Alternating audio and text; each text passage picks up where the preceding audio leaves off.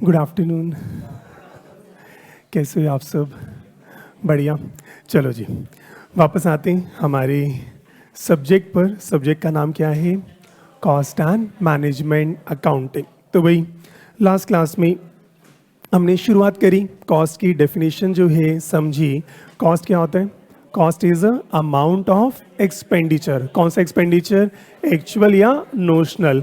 और एक्सपेंडिचर क्या होगा? या तो स्पेसिफिकली इंकर्ड होगा या हम एट्रीब्यूट करेंगे ऑन अ स्पेसिफिक थिंग और एन एक्टिविटी। किसी भी चीज़ की कॉस्ट के निकालनी है, किसी भी सर्विस की कॉस्ट निकालनी है, वो इस पूरे सब्जेक्ट में जो है अपन को पढ़ना है। ठीक है जी। फिर हमने कहा कॉस्ट की बात करें, कॉस्ट ब्रॉडली तीन चीज़ों में क्लासिफाई करी। किस किस में? मटेरियल, लेबर और एक्सपेंस। मटेरियल जिस भी चीज़ को हाथ लगा सकते हो, दैट इज़ अ मटेरियल। फिर कुछ लोग जिनकी ज़रूरत है, लेबर। और कुछ खर्चे जिसको हम क्या बोल रहे हैं? एक्सपेंस जो है हमने नाम दिया। फिर थोड़ा सा और आगे बढ़े और हमने कहा मटेरियल, लेबर, एक्सपेंस को भी दो टुकड़ों में हमने डिवाइड करा। जो डायरेक्टली लग रहा है उसको क्या बोल रहे हैं? Direct cost. और जो इनडायरेक्टली असिस्ट कर रहे हैं उसको क्या बोल रहे हैं? Indirect cost. तो जो मटेरियल डायरेक्टली चाय में लग रही है, जो हम कहते हैं पानी, चाय पत्ती, चीनी, इलायची, उसको हम क्या बोल रहे हैं? Direct material. और हमने कहा इसके अलावा वो जो मेन्यू कार्ड है, वो जो बर्तन है, वो सारी चीजें इनडायरेक्टली यूज तो है, मटेरियल है, पर हमने कहा वो क्या असिस्ट कर रही है चाय बनाने में। तो हमने कहा वो जो गैस है, चूल्हा है, यूटेंसिल्स हैं, कटलरी है, वो सब क्या हो गया? मेरा इनडायरेक्ट मटेरियल जो है हुआ। ऐसी जो व्यक्ति चाय बना रहा है उसको हम क्या बोल रहे हैं? Direct labour. पर हमने कहा बाकी भी जो आपके सिक्योरिटी गार्ड हैं, आपके स्टोर कीपर का इंचार्ज हैं, बोर्ड ऑफ डायरेक्टर्स हैं, सेल्समैन हैं, वो सारे क्या हैं? इनडायरेक्ट लेबर में जो है आ जाएगा। और कोई खर्चा जो डायरेक्टली चाय बनाने में लग रहा है उसको क्या बोलेंगे? Direct expense. और बाकी जो कॉमन बिजली पानी का खर्चा है उसको हम क्या बोलते हैं? इनडायरेक्ट एक्सपेंस का जो है हमने नाम जो है दिया। कंफर्टेबल है? फिर आगे बढ़े, कॉस्ट लीडरशिप। कॉस्ट लीडरशिप का मतलब क्या होता है? हमने कहा लीडर कौन बनेगा? जो इस प्रोसेस में who can manufacture, produce goods और provide service at lowest cost. भाई मिनिमम कॉस्ट पर आ जाए, पर इंपॉर्टेंट क्या है? While maintaining the quality. अगर क्वालिटी मेंटेन करते हुए कॉस्ट मिनिमाइज किया तो आप कॉस्ट लीडर हैं। क्वालिटी खराब करके कॉस्ट मिनिमाइज करना, उसमें is no not a big deal. ये बात समझ आती है? तो शायद लास्ट क्लास में इतना जो है हमने पढ़ा। और आज एक चैप्टर शुरू करते, हमारा पहला चैप्टर। और चैप्टर का नाम क्या है? Material cost.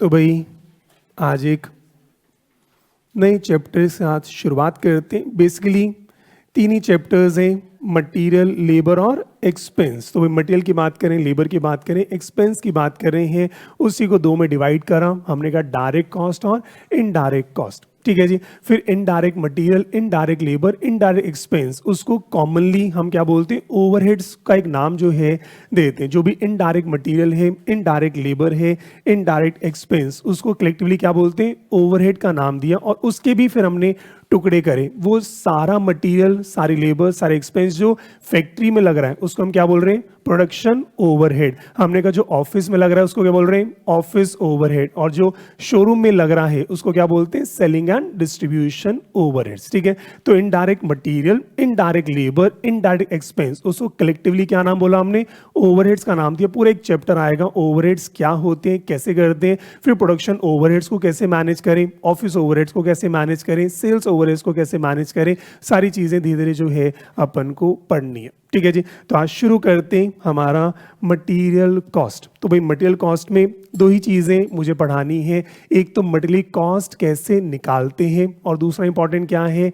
इस कॉस्ट को मिनिमाइज कैसे जो है अपन करें। ठीक है। तो कॉस्ट कैसे निकालते हैं वो तो आपने फाउंडेशन में थोड़ा बहुत आपने जो है पढ़ा हुआ है कि material cost inventory chapter foundation में था, तो उसको बाद में टेकअप करते हैं। आज सबसे इंपॉर्टेंट टॉपिक जो है शुरू करते हैं कि भाई इस कॉस्ट को कैसे मिनिमाइज जो है करें। तो उसका एक टॉपिक आज अपन को जो है पढ़ना है। तो लो जी चेक करें मेरा एक सवाल। कह रहे हैं व्हाट क्वांटिटी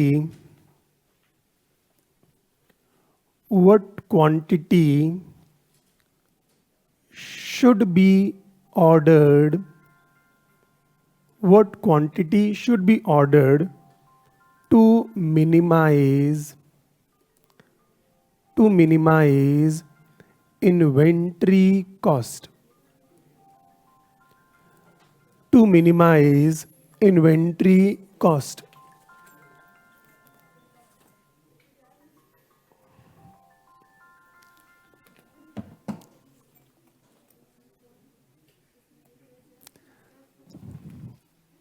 चलो जी, what quantity should be ordered to minimize inventory cost? तो भाई एक सवाल जो शायद डे टू डे लाइफ में भी आप एक काम जो है आने वाला है, तो भाई इस बात को समझें। भाई आप घर पे डेली ब्रेकफास्ट लंच डिनर जो है सबके घर पे जो है बन रहा है, ठीक है। तो उसे एक बेसिक एक रॉ मटेरियल मान लेते हैं, आटा घर पे डेली यूज होता है।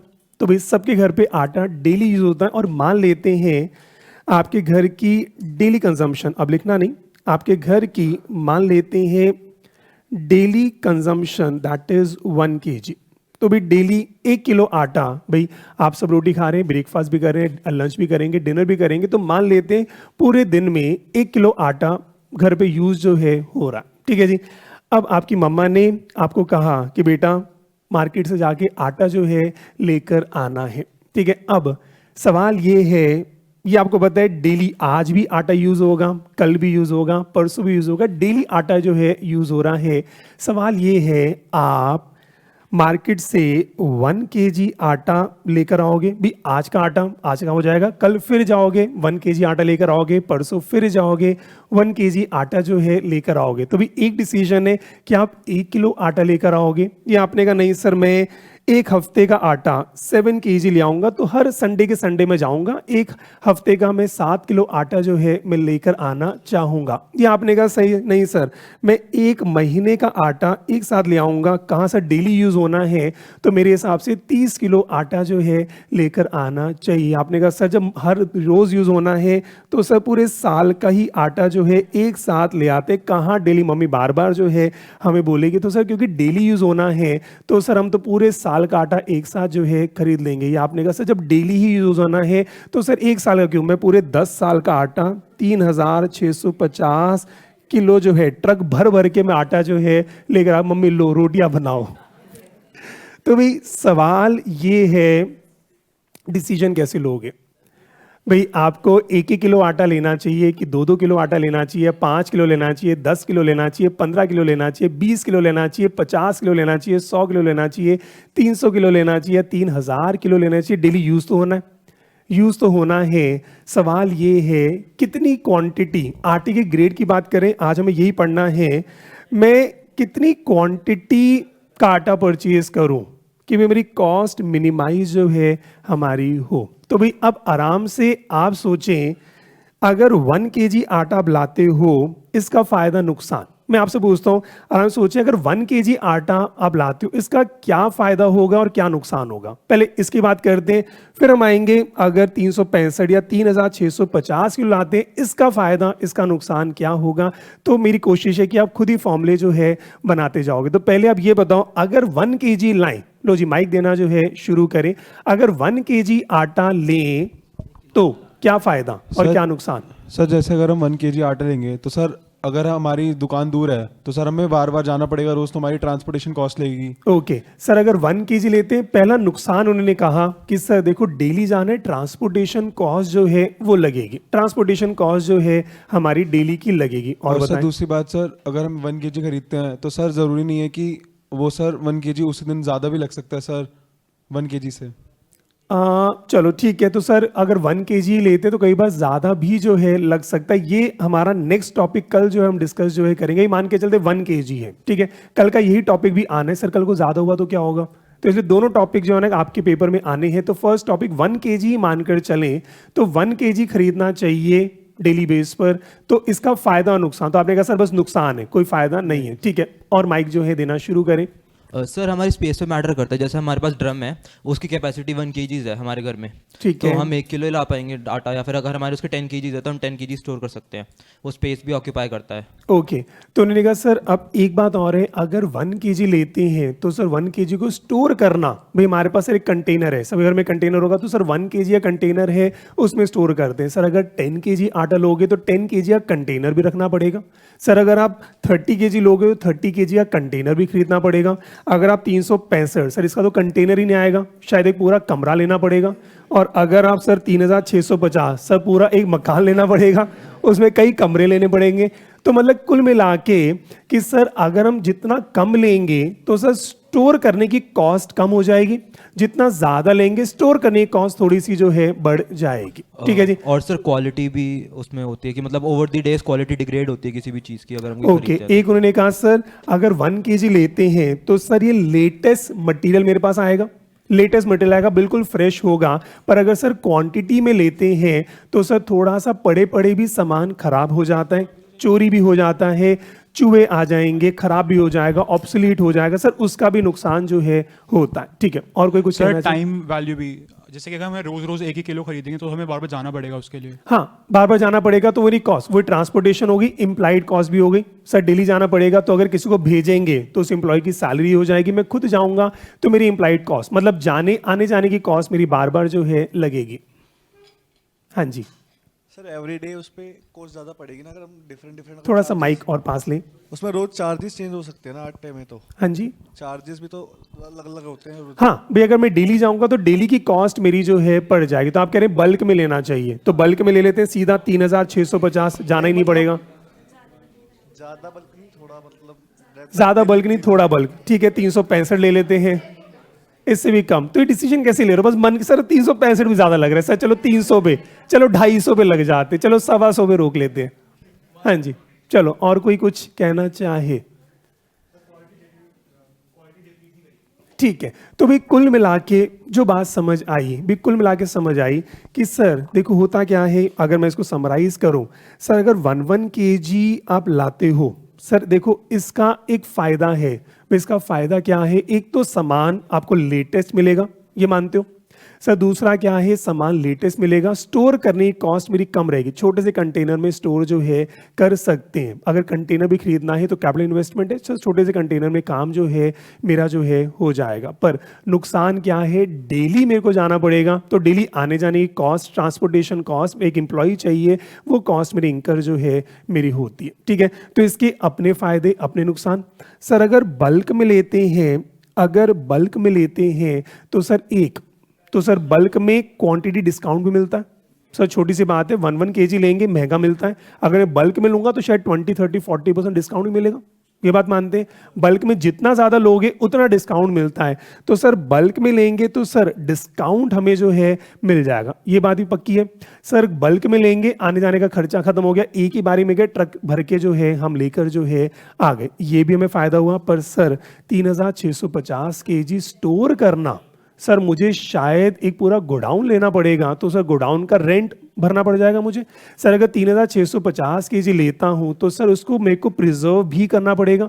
अगर ईटेबल्स हैं, कोई चूहा आ गया, सारा गड़बड़ हो गया। अगर मेरी पेपर फैक्ट्री है, चूहे ने अगर कुतर दिया, सारा गड़बड़ हो जाएगा। तो सर बल्क को स्टोर करने की कॉस्ट भी अपनी जो है हो जाती है। सर फिर अगर गोडाउन लूंगा तो कैपिटल ब्लॉक हो रही है, सर कैपिटल ब्लॉक हो रही है। अगर मैं गोडाउन नहीं लेता, उस पैसे को बिजनेस में या FD कराता, इंटरेस्ट लूज कर रहा हूं, ये बात समझ आती है।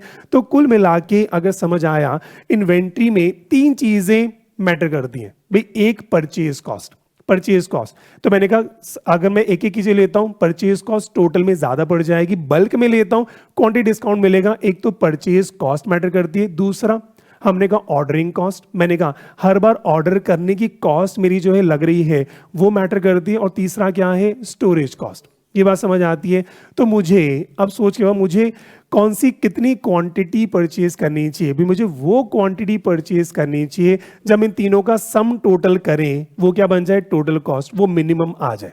भाई सीधी सी बात है, मैं उस लेवल पर आ जाऊं जहां मुझे बल्क डिस्काउंट भी मिल जाए, पर मेरी जो है ऑर्डरिंग कॉस्ट भी मिनिमम आ जाए और मेरी स्टोरेज कॉस्ट भी मिनिमम आ जाए। तो अगर टोटल कॉस्ट मेरी मिनिमम हो गई, वो क्वांटिटी बेस्ड है, मैं क्वालिटी खराब नहीं कर रहा, मैं वही सेम आटा सेम क्वालिटी का लेना चाह रहा हूं, पर टारगेट मेरा है कि इस क्वांटिटी पर लूं।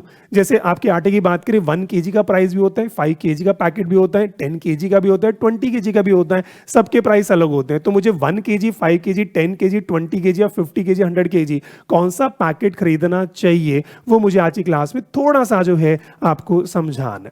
कंफर्टेबल है? तो एक बार जितना समझा उसी को जो है लिख लेते हैं। लो जी, हाँ, ऑनलाइन भी बच्चे कह रहे हैं सर बल्क लेंगे तो डिस्काउंट जो है मिल जाएगा, ज़्यादा क्वांटिटी सस्ती जो है हमें जो है पड़ जाती है। और बच्चा पूछ रहा है सर सारी बात अलग है, कल क्लास होगी कि नहीं होगी, है ना लाइक। अभी क्लास मैंने शुरू करी, बच्चा पूछ रहा है कल बेटा संडे है, संडे एंजॉय करना। ठीक है, हमारी क्लासेस मंडे टू सैटरडे जो है रहेंगी, संडे या तो ऑफ होगा या आपका मॉक टेस्ट जो है रहेगा। तो अभी तो शुरुआत करिए, तो एक दो संडे आपको छोड़ेंगे, उसके बाद फिर संडे क्या होगा, आपके मॉक टेस्ट जो है हो जाएंगे। ठीक है, चलो तो भाई जितना पढ़ाया उसी पर जो है आ जाते। तो भाई लिखिए, हाँ जी, हमारे टॉपिक का नाम है इकोनॉमिक ऑर्डर क्वांटिटी।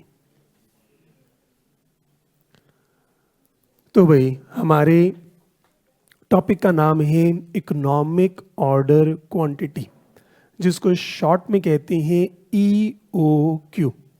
अभी तक का ट्रेंड यही है, हर अटेम्प्ट में 5 नंबर का सवाल आते ही आता है। तो भाई अभी तक का ट्रेंड यही है, क्योंकि एक नया टॉपिक है तो 5 नंबर का सवाल नॉर्मली आई से हर अटेम्प्ट में जो है पूछता ही पूछता है। तो भाई इकोनॉमिक ऑर्डर क्वांटिटी, शब्दों पे जाएं, कितनी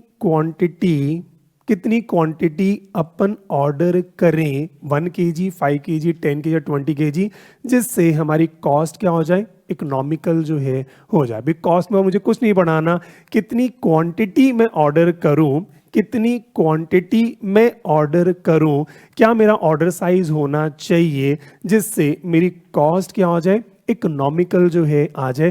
क्वालिटी सेम रखेंगे, मैं सेम क्वालिटी, जो आटा मुझे खरीदना है, मैं सस्ता आटा लेना नहीं चाह रहा, मैं वही आटा लेना चाहता हूं, पर उस आटे पर मैं बल्क डिस्काउंट जो है मैं लेना जो है चाहूंगा। तो मैंने कहा भाई कितनी क्वांटिटी हम ऑर्डर करें कि मेरी कॉस्ट क्या पड़ जाए, इकोनॉमिकल जो है हमारी पड़ जाए। कंफर्टेबल है, तो लो जी लिखते हैं। कह रहे हैं इकोनॉमिक ऑर्डर क्वांटिटी आखिर क्या है, इट इज द क्वांटिटी या the quantity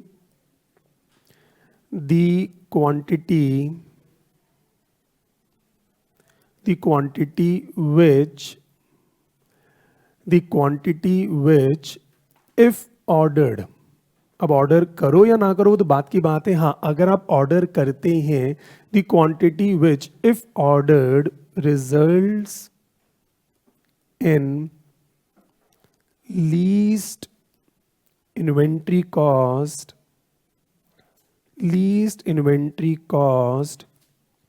is known as EOQ। तो भाई सिंपल सा टॉपिक है EOQ। वो क्वांटिटी हम आज निकालना सीखेंगे, अगर हम ऑर्डर करते हैं तो मेरी ओवरऑल इन्वेंट्री कॉस्ट मिनिमम हो जाए। क्वालिटी सेम है पर मेरी ओवरऑल इन्वेंट्री कॉस्ट जो है वो मिनिमम जो है हो जाएगी। तो अभी आगे बढ़ते हैं। हमने कहा the inventory cost is the sum total of 3 components। तो इन्वेंट्री कॉस्ट 3 कंपोनेंट्स का सम टोटल है। कौन कौन से 3? पहला परचेज कॉस्ट, तो भाई आटा जब खरीदोगे तो कितने रुपए का आटा आपको मिलेगा, परचेज कॉस्ट। सेकंड हमारा है जिसको हम बोलते हैं ऑर्डरिंग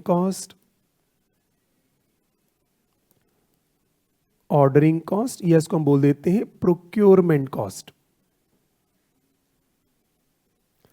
आटे को ऑर्डर करने की कॉस्ट, अगर आटा लेने जाएंगे तो भी आने जाने की ट्रांसपोर्टेशन कॉस्ट हमारी कितनी जो है हो जाएगी, तो ऑर्डरिंग कॉस्ट या प्रोक्योरमेंट कॉस्ट। इसको थोड़ा सा और लिख लेते हैं, that is cost associated with purchase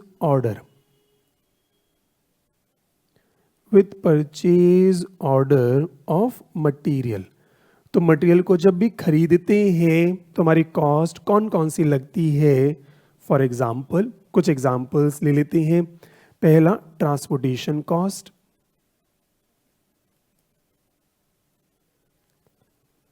transportation cost, जब भी आटा लेने जाएंगे तो हम बाय कार जाते हैं तो भाई पेट्रोल का खर्चा मेरा जो है होगा, तो भाई transportation cost comma inspection cost.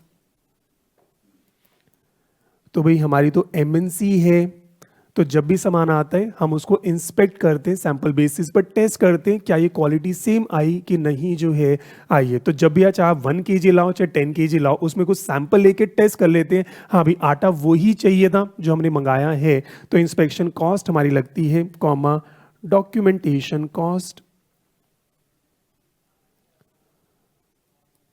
Documentation cost like purchase order,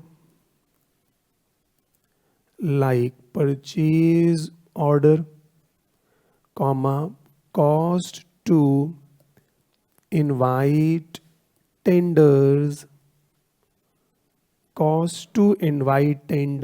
etc.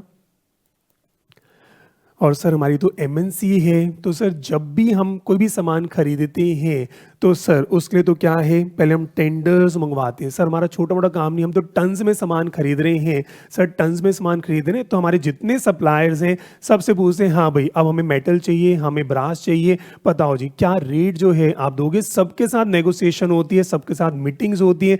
Meeting के बाद फिर हम परचेज ऑर्डर जो है फाइल करते हैं, बहुत सारे डॉक्यूमेंटेशन होते हैं, उसके बाद फिर सामान जो है हमारा जो है आता है। तो हमारी इंटरनल पॉलिसीज हैं, ऐसा नहीं कि हम सीधा मार्केट चले गए सामान लेकर जो है आगे। तो हमारा सर हर बार ऑर्डर करने की कॉस्ट होती है, हर बार हम सिलेक्ट करते हैं इस बार मार्केट में हमें सेम क्वालिटी, क्योंकि सर हर महीने नए सप्लायर्स आते हैं, कई सप्लायर चले जाते हैं, हर महीने प्राइस ऊपर नीचे होता है। तो जब भी मुझे सामान खरीदना है तो सर हमारा पूरा एक प्रोसेस रहता है। हम सारे सप्लायर को बोलते हैं सर इस बार हमें 5000 टन का सामान खरीदना है, बताओ भी क्या आप कोटेशन दोगे। सर सबकी कोटेशन आती है, फिर बोर्ड मीटिंग होती है, फिर डिस्कस करते हैं, फिर हम रिवाइज करते हैं, वो ऑफर देते हैं, हम काउंटर ऑफर देते हैं, फिर ऑफर देते हैं, काउंटर ऑफर।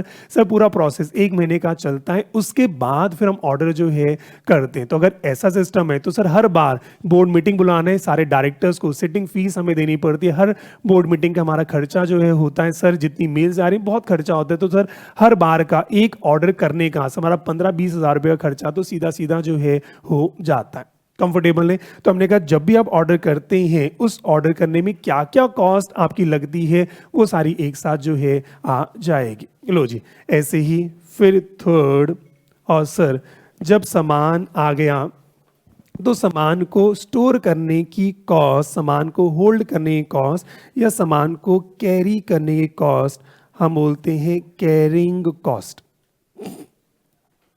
या फिर हम बोलते हैं स्टोरेज कॉस्ट, या हम बोल देते हैं होल्डिंग कॉस्ट। अब जो आटा हमने खरीदा उसको होल्ड करने की, उसको स्टोर करने की, उसको 1 साल तक रखने की भी हमारी कॉस्ट जो है आ जाती है। सर जो भी सामान खरीदा है सर उसको रखने की कॉस्ट भी हमारी है। सर मैंने जब बल्क में सामान खरीदा तो सर कैपिटल भी तो मुझे लगी। अगर मैं सर अपना कम सामान खरीदता, कम कैपिटल ब्लॉक होती, बाकी पैसा मैं एफडी में लगा देता। सर मैं एक साथ 3000 kg सामान लेकर आया तो सर मेरी जो कैपिटल ब्लॉक हो गई, सर मैं इंटरेस्ट भी तो लूज कर रहा हूँ। सर वो सामान मैंने एक प्रेमाइसिस में रखा है, सर अगर वो प्रेमाइसिस में यूज नहीं करता मैं उसको किराए पर देता, सर मेरा किराया भी तो मैंने लूज जो है कर दिया। कहा तो छोटा सा कंटेनर था, सर मैंने पूरा गोडाउन मेरे को बनाना जो है पड़ गया। तो बल्क डिस्काउंट मिला पर सर मेरे को गोडाउन भी रखना जो है पड़ रहा है। तो इस सामान को रखने की, स्टोर करने की, कैरी करने की भी अपनी कॉस्ट जो है मेरी जो है आ जाती। तो भाई लिख लो, कह रहे हैं it is the cost, it is the cost of holding, it is the cost of holding या carrying material in store। अब जब सामान आ गया है तो उसको स्टोर में रखने की कॉस्ट जो है आ जाएगी। फॉर एग्जाम्पल हमने कहा भाई cost of funds invested,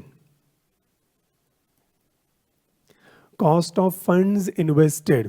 sir मैं जितना ज़्यादा सामान खरीदूंगा उतनी मेरी कैपिटल ब्लॉक हो जाएगी। कैपिटल ब्लॉक होती है, मैं इंटरेस्ट लूज जो है मैं करता हूँ, या हो सकता है मुझे लोन पर जो है मुझे सामान खरीदना पड़ा, तो एक्चुअल इंटरेस्ट या नोशनल इंटरेस्ट दोनों जो है हम लेकर चलते हैं। Comma cost of storage, cost of storage, और सर स्टोर करने की भी अपनी कॉस्ट होती है। अगर ईटेबल्स हैं, कोई चूहा ना आ जाए, प्रिजर्वेटिव्स हमें जो है में भी रखने पड़ेंगे, चूहेदानी जो है में भी रखनी पड़ेगी। तो सर जो भी सामान रखते हैं उसकी भी अपनी कॉस्ट है। अगर मैं लकड़ी रखता हूँ उस पर दीमक ना लग जाए तो सर मुझे दीमक की पेस्टिसाइड्स करानी पड़ेगी। तो सर जो भी सामान मैं रखता हूँ उसको रखने की भी अपनी कॉस्ट है। कहीं सामान चोरी ना हो जाए तो मेरे को ताले भी जो है लगवाने पड़ेंगे, ताला भी मुझे खरीदना जो है पड़ेगा। तो उसके हिसाब से सर मुझे स्टोर करने की भी अपनी कॉस्ट जो है मेरी रहती है। फिर आगे लिखें इंश्योरेंस कॉस्ट,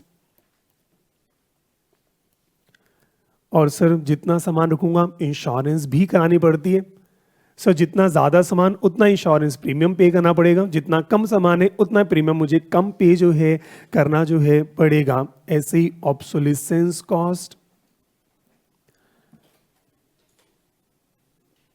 ऑब्सोलिसेंस कॉस्ट, और सर सामान पड़े पड़े खराब भी होता है, सामान पड़े पड़े खराब भी जो है हो जाता है। पिलफरेज भी होता है सर, सामान अगर ज़्यादा हो चोरी होने के चांसेस भी ज़्यादा जो है होते हैं। सामान अगर ज़्यादा हो वेस्टेज के चांसेस भी ज़्यादा जो है वो रहते हैं। जब सामान कम होता है हम बहुत अच्छे से यूज़ करते हैं, सामान जब एक्स्ट्रा हो जाता है हमारी वेस्टेज जो है बढ़ जाती है। तो सर जितना ज़्यादा सामान रखोगे तो वेस्टेज भी होगी, ऑब्सोलीट भी होगा, चोरी भी होगा, ये सारी चीज़ें जो है आ जाएंगी एटसेट्रा। ठीक है जी, आई होप ये बात समझ आई। तो भी कुल मिला के अगर मेरे को आटा खरीदना है तो भी 3 कॉस्ट मेरी लगती है। पहला जो आटा खरीदना है उसकी कॉस्ट, वो तो सीधी सीधी है। और सेकंड मेरा क्या है, आटे को खरीदने समय ऑर्डर करने की मेरी कॉस्ट जो है मेरी लगती है, और आटे को रखने की कॉस्ट जो है मेरी जो है हो जाती है। कंफर्टेबल है? पहले तो यहां तक किसी को कोई भी डाउट हो? यहां तक ठीक चल रहा है? चलो फिर यहां पर एक चीज और लिख लें, बॉक्स में लिख लें। कह रहे हैं कैरिंग कॉस्ट, या स्टामा कर लो, कैरिंग कॉस्ट। अब आपके अकेडमिक्स पर आ जाएं, आपके एग्जामिनेशन पर आ जाएं, तो carrying cost is generally a percentage, is generally a percentage of purchase price.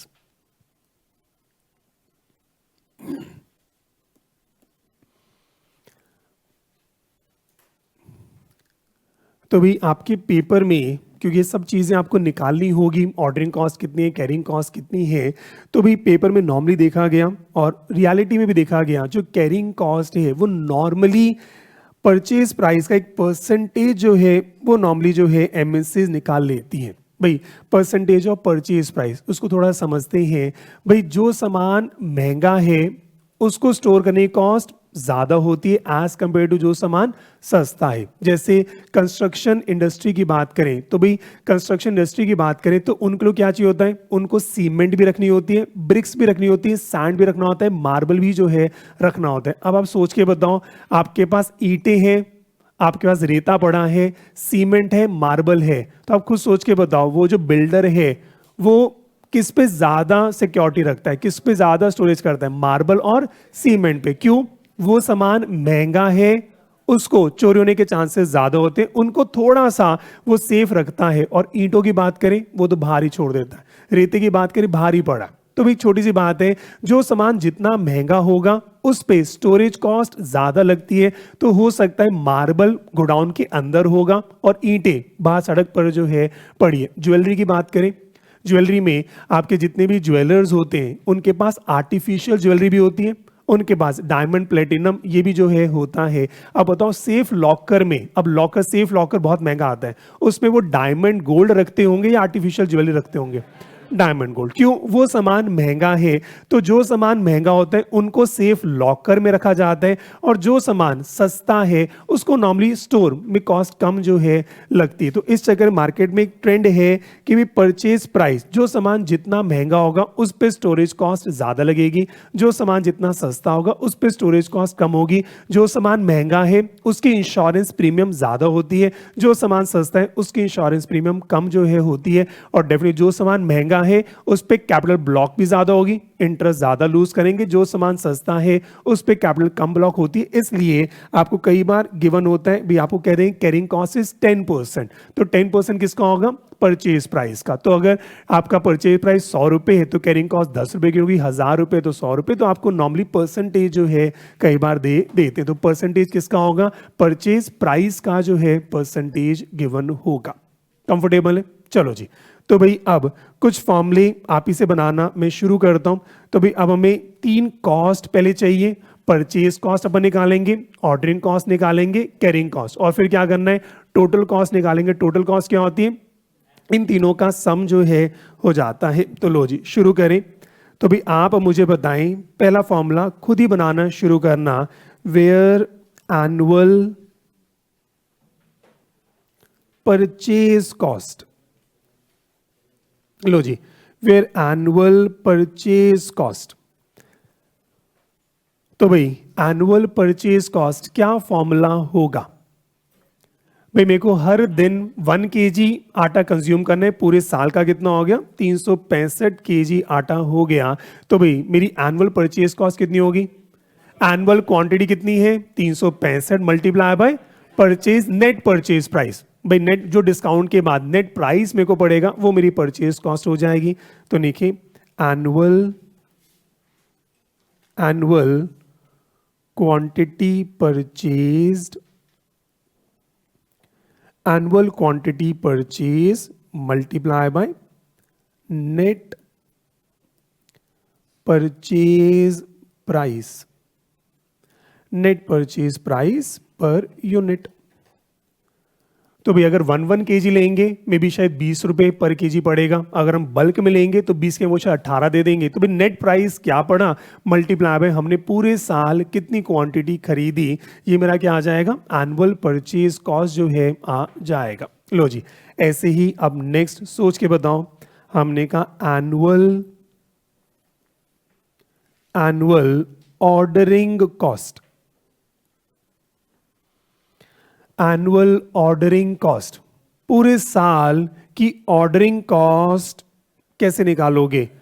तो भाई पूरे साल की ऑर्डरिंग कॉस्ट, जैसे मैंने कहा हम एक बार भी ऑर्डर करते हैं तो मेरा ट्रांसपोर्टेशन डॉक्यूमेंट कुल मिला के मान लो 1000 रुपए मेरे जो हैं पड़ जाते हैं।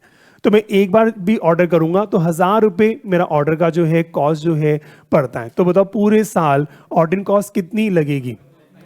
Number of orders placed in a year multiply by ordering cost per order. Logical सी बात है। तो मेरी पूरी कोशिश वही रहेगी भी पूरे इस आपके सिलेबस में सारे फॉर्मूले आप खुद ही बनाओगे, सारे फॉर्मूले खुद बनाते जाओगे, आपको फॉर्मूले कभी भी याद करने की जरूरत जो है नहीं पड़ेगी। ये बहुत लॉजिकल है और एजुकेशन भी लॉजिकल है। लॉजिकली आप सोचते जाओ सारे फॉर्मूले, कुछ फॉर्मूले में हाँ मेरी हेल्प चाहिए होगी, पर मोस्टली 99% फॉर्मूले मुझे बता आप खुद ही जो है बना लोगे। लो जी तो भाई ऑर्डरिंग कॉस्ट की बात करें तो आपने कहा सर सीधी सी बात है, हमने कहा total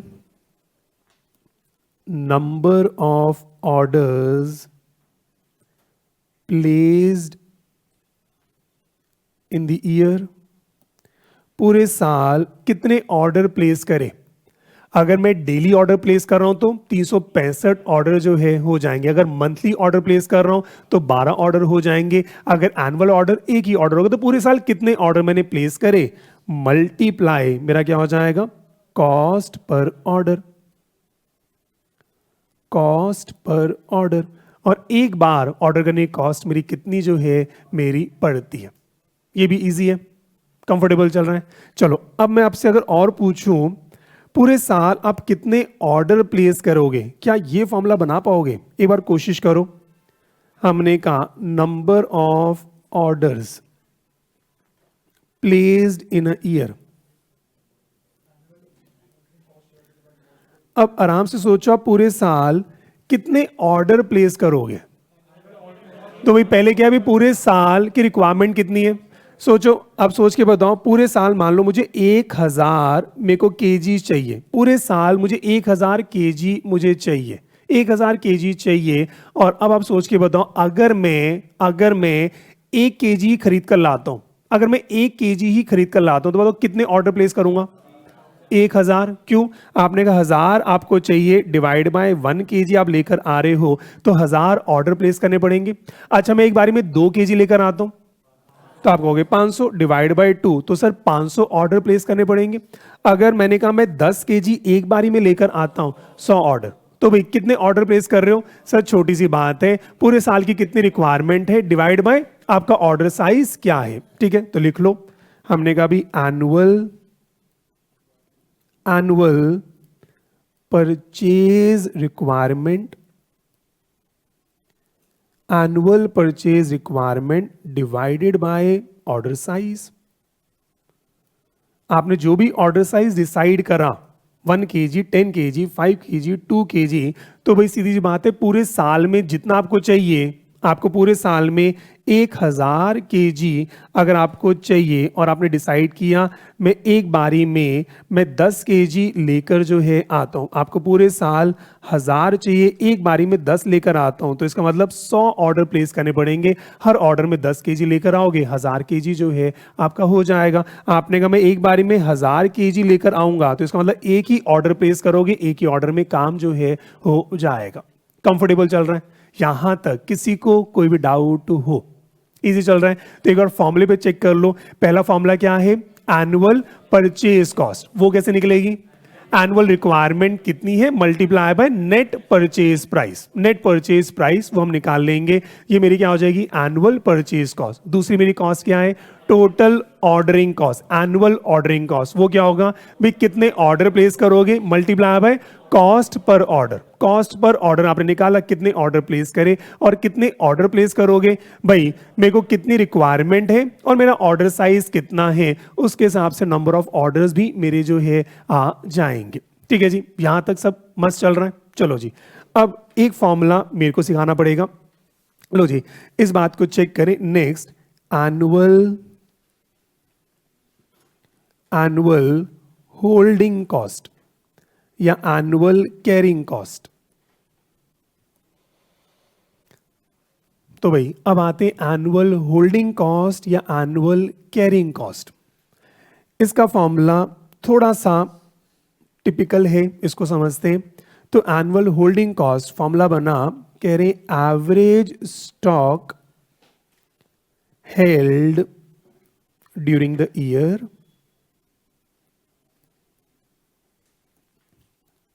average stock held during the year multiply by holding cost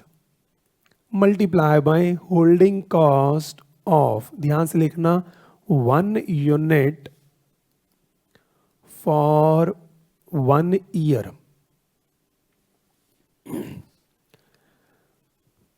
और लिख लें where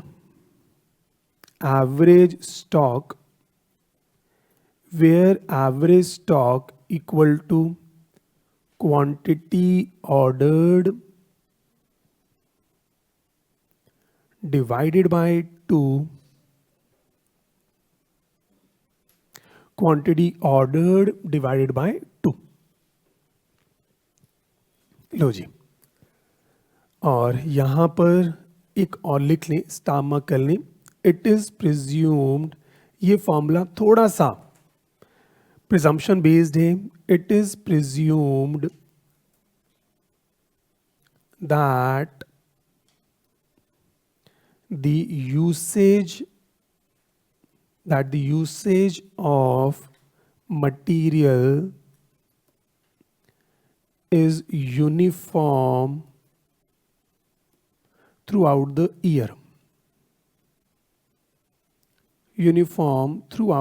year। तो हमने सिंपल एवरेज बेसिकली यूज करा है, वेटेड एवरेज भी कर सकते हैं, पर क्योंकि आप फर्स्ट टाइम कॉस्टिंग पढ़ रहे हैं तो आईसीए ने कहा अभी ज्यादा कॉम्प्लिकेट नहीं करते, आपको पहले इजी शुरू करते हैं, एक बार समझ आ गया तो वेटेड एवरेज आप खुद ही जो है आप ले लोगे। तो भी एवरेज सिंपल एवरेज भी होता है, वेटेड एवरेज भी होता है, आप सबने फाउंडेशन में ये पढ़ा हुआ है एवरेज कैसे जो है निकालते हैं। तो भाई सिंपल एवरेज से हम क्लास की शुरुआत जो है करते हैं और आपके इंटरमीडिएट में यही फॉर्मूला आता है, पर हाँ रियल लाइफ में तो वेटेड एवरेज जो है यूज करते हैं, पर वो आपके कोर्स का पार्ट जो है फिलहाल नहीं है। ठीक है जी। तो भाई अब इस बात को एक बार समझना, भाई सामान को रखने की कॉस्ट, सामान को कैरी करने की कॉस्ट, ये फॉर्मूला आखिर कैसे जो है बना है, तो पूरा ध्यान बोर्ड पर जो है एक बार आप रखना और इसको ऐसे मानते, मान लीजिए आई एम वुडन ट्रेडर, मैं लकड़ियों में डील जो है मैं करता हूँ। ठीक है, तो एक वुडन ट्रेडर का एग्जांपल शायद आपके माइंड में जो है थोड़ा सा क्लियर होगा। तो एक जो वुडन ट्रेडर है जो लकड़ियों में डील करता है, तो लकड़ियां में उसको एक डर क्या रहता है, इसमें अगर दीमक लग गई सारा खत्म हो जाएगा। ठीक है, तो लकड़ियों में सबसे ज्यादा डर होता है अगर दीमक लग गई तो सारी लकड़ियां जो है वेस्ट जो है आपकी हो जाएंगी। ठीक है, तो जो वुडन ट्रेडर है उसके बिजनेस को समझते हैं, तो उसको एक डर क्या है कि मैं जितनी ज्यादा लकड़ियां रख लूंगा गोडाउन में, मेरे को क्वांटिटी डिस्काउंट तो मिलेगा, पर डर वही है अगर लकड़ियों में दीमक लग गई ये सारी लकड़ियां जो है वेस्ट हो जाएंगी। इसलिए उनकी पॉलिसी क्या है, रात को जब भी अपना वो फैक्ट्री गोडाउन शटर डाउन करते हैं वो एक स्प्रे सारे बोर्ड पर लगाते हैं, पूरा छिड़काव जो है स्प्रे का कर देते हैं कि भी दीमक जो है वो लकड़ियों पर ना आए। ठीक है, इसको ऐसे मान लें। तो डेली उनका सिस्टम क्या है, जितनी लकड़ियों के प्लैंक्स या बोर्ड पड़े होंगे हर बोर्ड पर वो स्प्रे कर फिर शटर डाउन जो है करते हैं। सुबह अपनी लकड़ियां बेच रहे हैं, शाम को जितनी लकड़ियां बच जाएंगी भाई उस पर क्या करेंगे, स्प्रे करके शटर डाउन जो है वो करेंगे। ठीक है, तो आपके लेवल पर थोड़ा सा ईजी रखता हूं, पूरा ध्यान बोर्ड पर रखना, पूरा ध्यान एक बार बोर्ड पर रखना। तो मान लेते हैं इस वुडन ट्रेडर के पास 4 बोर्ड पड़े हैं। ठीक है, वुडन बोर्ड्स होते हैं जो आगे जो है सेल होते हैं, तो 4 बोर्ड इनके पास जो है मान लीजिए पड़े हैं। ठीक है जी, और स्प्रे करने की कॉस्ट मान लेते हैं ₹3 पर बोर्ड। तो भाई स्प्रे करने की कॉस्ट क्या है, ₹3 पूरे बोर्ड पर स्प्रे करते, ₹3 का स्प्रे जो है वो पड़ता है। इतनी बात क्लियर है। तो आज शाम को जब शटर डाउन कर रहे थे तो मुझे बता सकते हो स्प्रे की कॉस्ट कितनी आई, आपने कहा सर ₹12। तो आज ₹12 उन्होंने खर्च करे, शटर अपना डाउन किया, सुबह अपनी दुकान जो है खोली।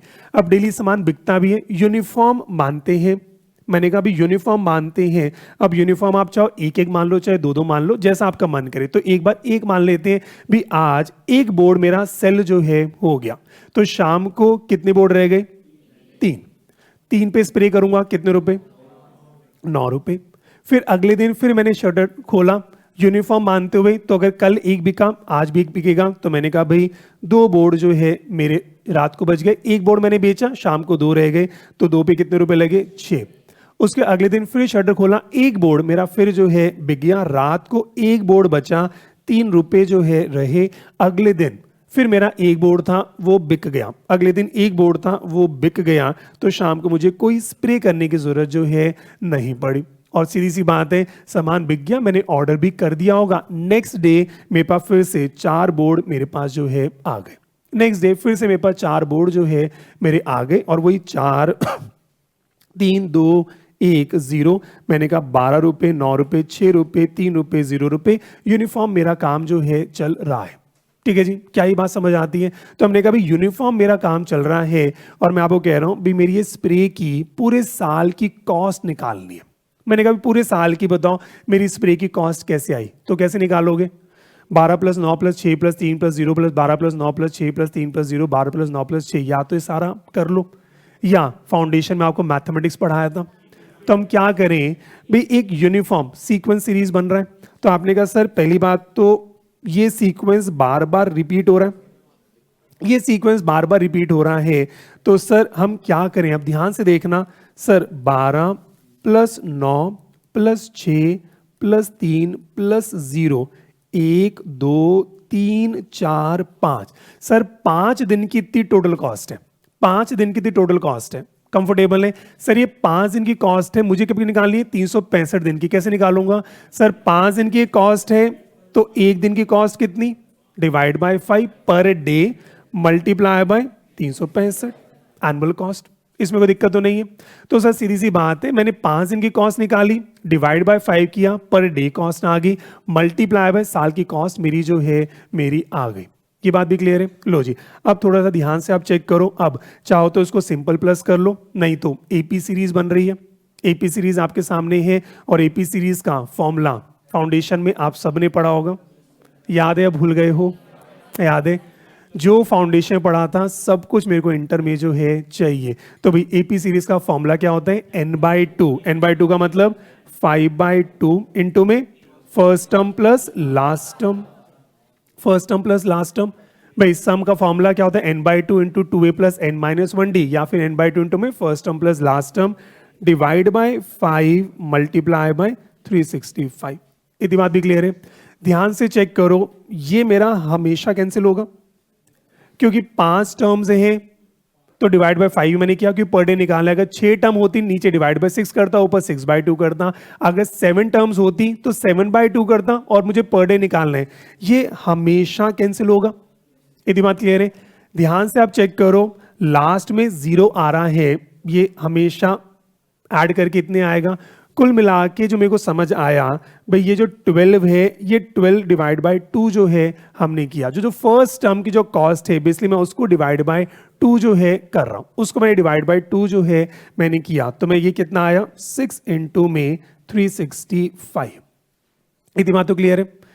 6 इंटू में 365 ये मेरा आया और मैंने इसको थोड़ा सा एक्सपैंड किया। 6 को मैंने लिखा 2 इंटू में 3 इंटू में 365। ठीक है जी।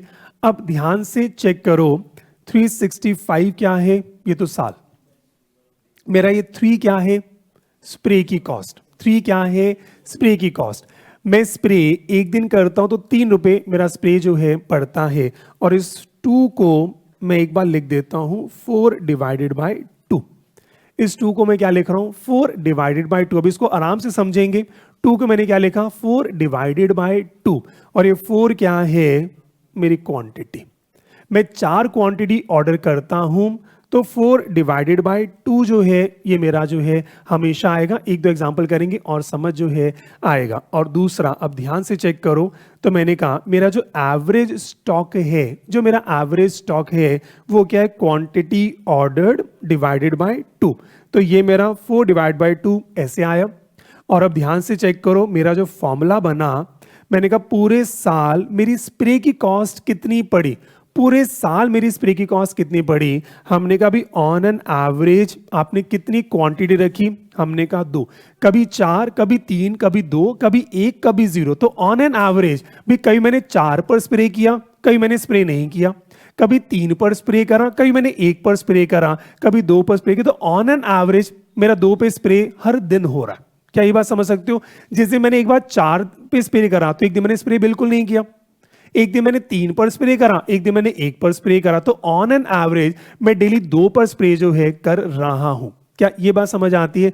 और फिर चेक करो, और मैंने कहा स्प्रे की कॉस्ट कैसे निकाली? मैंने कहा 1 यूनिट अगर 1 बोर्ड मैं पूरे साल रखूं, 1 बोर्ड अगर मैं पूरे साल रखूं तो पूरे साल का खर्चा कितना होगा? मैंने कहा 1 बोर्ड को डेली मुझे 3 रुपए का स्प्रे करना पड़ेगा, तो 1 बोर्ड को पूरे साल का खर्चा कितना है? 3 इंटू में 365। आज मेरे को स्प्रे करने 3 रुपए, अगर एक ही बोर्ड मेरे पास होता, हर दिन 3 रुपए 3 रुपए 3 रुपए 3 रुपए 3 रुपए मुझे करने पड़ते, तो पूरे साल का 3 इंटू में 365 जो है मेरा हो जाता। कुछ बात समझ आती है? एक बार 50-60% ये फॉर्मूला जो है समझ आया होगा। तो हमने किया क्या? हमने कहा भी एवरेज स्टॉक मैंने किया, मल्टीप्लाई बाय मैंने कहा holding cost of 1 unit for 1 complete year. अगर मैं 1 बोर्ड को पूरे साल रखता हूं तो हर दिन के 3-3 रुपए करते हुए पूरे साल के 3 इंटू 365 हुआ। और मल्टीप्लाई मैंने कितने बोर्ड रखे? मैंने 2 बोर्ड रखे। ये 2 बोर्ड नहीं है, मैं एक बार 4 बोर्ड रख रहा हूं तो 4 बार स्प्रे करूंगा। एक बार मैंने स्प्रे नहीं किया तो 2 दिन में कितने स्प्रे हुए? 4 ही तो स्प्रे हुए। 2 दिन में कितने स्प्रे? 4। एक दिन में कितने स्प्रे हुए? 2। ऐसी एक बार मैंने 3 पे स्प्रे किया, एक दिन मैंने 1 पे स्प्रे किया, टोटल तो वही 4 बना। 2 दिन में कितने स्प्रे हुए? 4 डिवाइड बाय 2 जो है मैं कर रहा हूं। तो मैंने कहा भी दोनों चीजें चल रही है, कहीं मैं ज्यादा स्प्रे कर रहा हूं, कभी कम स्प्रे कर रहा हूं। ऑन एन एवरेज पर हम जो है हम चले। यहां पे यूनिफॉर्मिटी थी, मैंने सिंपल एवरेज लिया। अगर आप कहते हैं सर सीजन ऑफ सीजन चलता है, वेटेड एवरेज आप ले सकते हैं। तो भी आई से आपको एक सोच दे रहा है, मेरे को एवरेज मेरे को करना है। ये बात समझ आ गई। एवरेज करने का सिंपल तरीका बताया, डिवाइड बाय 2। ये कब है? जब यूनिफॉर्म है। आपने कहा नहीं सर समर में ज्यादा होता है, विंटर में कम होता है। आप एक एवरेज निकाल लेना अपनी इंडस्ट्री का, अपनी इंडस्ट्री का एवरेज जो है आप निकाल लेना और मल्टीप्लाई किससे करना है? हमने कहा भी आपकी जो कॉस्ट एक यूनिट को पूरे साल रखनी कितनी जो है वो आपकी जो है पड़ जाती है। कंफर्टेबल है? इसी में अगर थोड़ा सा और चेंज करें, अगर मैं चेंज करना चाहूं, आराम से चेक करो। मान लो यहां पर मैं 5 रुपए कॉस्ट रख लेता हूं। यहां मान लो मैं 5 रुपए कॉस्ट रखूं, बताओ क्वांटिटी अब कितनी रखनी है? क्वांटिटी एक बार 6 कर ले, आपके लेवल पर इजी हो जाएगा। तो अगर 6 क्वांटिटी से शुरू करते हैं तो आप मुझे खुद सोच के बताओ, तो यहाँ पे क्या होगा? 6 5 4 3 2 1 0 ऐसे चलेगा। और मेरी अगर कॉस्ट की बात करें तो यहाँ पे बताओ पहले दिन कितने रुपए खर्च होंगे? 30 रुपए। पहले 6 × 5, उसके बाद कितना होगा? 25, उसके बाद कितना होगा? 20। करते करते करते करते कितना होगा? 0। और चेक करो 1 2 3 4 5 6 7, मैंने कहा 7 दिन की ऑन एन एवरेज करेंगे भाई। 30 25 20, फिर क्या आएगा? 15 10 5 और 0। 7 दिन की कॉस्ट यही पड़ेगी। अब ध्यान से आप चेक करते जाओ। अगर इसका जब मुझे सम करना है, 7 टर्म्स है, मुझे क्या करना है? इसको अगर मैं आगे बढ़ूंगा तो सेम स्टोरी मेरी बनकर आएगी। मैं क्या कहूंगा? 7 divided by 2 n by 2 into में first term plus last term divided by 7 into में 365। 7 से 7 हमेशा कैंसिल होगा, ये लास्ट में हमेशा 0 आ रहा है। और ये 30 डिवाइड बाय 2 ये कितना आ रहा है? 15। 30 डिवाइड बाय 2 ये कितना आ रहा है? 15। और ध्यान से चेक करो, इस 15 को अगर मैं स्प्रेड करूं तो मैंने कहा 365 एज इट इज। 15 में पहले तो स्प्रे की कॉस्ट कितनी है? 5, और ये 3 कैसा आया? 6 डिवाइडेड बाय 2। ये हमेशा जो है आएगा। ये हमेशा ऐसी जो है फॉर्मूला बनकर जो है आ रहा है। इतनी बात क्लियर है? आराम से चेक करें, फॉर्मूला यही बनकर जो है आता है। अगर मैं इसको और चेंज करूं, आपने कहा सर अब एक एक बोर्ड की जगह सर हम 2-2 बोर्ड हम सेल करना चाहते हैं। ठीक है, ऐसे कर लो। 8 बोर्ड है, पहले 8 कर लो, 8 के बाद 6, 6 के बाद 4, 4 के बाद 2, 2 के बाद 0। कोई भी यूनिफॉर्म ले लो, आप 2-2 ले लो, 3-3 ले लो, 4-4 ले लो, कुछ भी ऐसा आप करना चाहें तो यूनिफॉर्मिटी जो है कर लेते। अब मुझे बताओ 8 बोर्ड है, पहले खर्चा कितना? 40 रुपए, फिर कितना? 30 रुपए, फिर कितना? 20 रुपए, फिर कितना आएगा? 10 रुपए, फिर कितना आएगा? 0 जो है आ जाएगा। और अब ध्यान से फिर से आप चेक करें तो भाई अब मेरा क्या है? अब सीधा शुरू करें तो भाई ये कितनी टर्म्स है? 1 2 3 4 5। 5 डिवाइडेड बाय 2 इंटू में first term plus last term, ये होगी 5 दिन की कॉस्ट। मेरे को पर डे चाहिए, डिवाइड बाय 5 करूंगा, मल्टीप्लाई बाय 365 करूंगा। 5 से 5 हमेशा कैंसिल होना है, 0 हमेशा खत्म होना है। ये कितना आएगा? 20 इंटू में 365। और ध्यान से चेक करो 365 मेरी कॉस्ट, इसको 5 लोगे, ठीक है जी, कितना रहा? 4। 4 क्या है? 8 डिवाइडेड बाय 2। यूनिफॉर्म होना चाहिए, चाहे यूनिफॉर्म एपी सीरीज बननी चाहिए। एपी सीरीज अगर बन गई तो ये फॉर्मूला एपी सीरीज के बेसिस पर जो है आपका बना हुआ है। कंफर्टेबल है? तभी आपको फाउंडेशन में मैथमेटिक्स बहुत जरूरी था, that is a business mathematics. जितना आपने मैथ्स में पढ़ा था सारे फॉर्मूले मेरे को आगे आपके सारे जो है यूज में आएंगे। तो एपी सीरीज क्यों पढ़ा रही थी इस चक्कर में? क्योंकि उनसे आगे के फॉर्मूले जो है आप यूज में जो है लेकर आ जाओगे। कंफर्टेबल चल रहा है? लो जी, यहां तक सारी बात ठीक चल रही है और आगे बढ़े? लो जी, तो भाई इसी को अब आगे जो है बढ़ते हैं। और मेरा नेक्स्ट फॉर्मूला वो तो बहुत इजी सा, लिखो जी, टोटल इन्वेंट्री कॉस्ट। अब आप ही मुझे बताओ, हमने परचेज कॉस्ट का फॉर्मूला सीख लिया, ऑर्डरिंग कॉस्ट का फॉर्मूला सीख लिया, कैरिंग कॉस्ट का फॉर्मूला सीखा। टोटल इन्वेंट्री कॉस्ट का फॉर्मूला क्या होगा? Total purchase cost, total ordering cost, total carrying cost. Simple. तो भाई total purchase cost plus total ordering cost plus total carrying cost.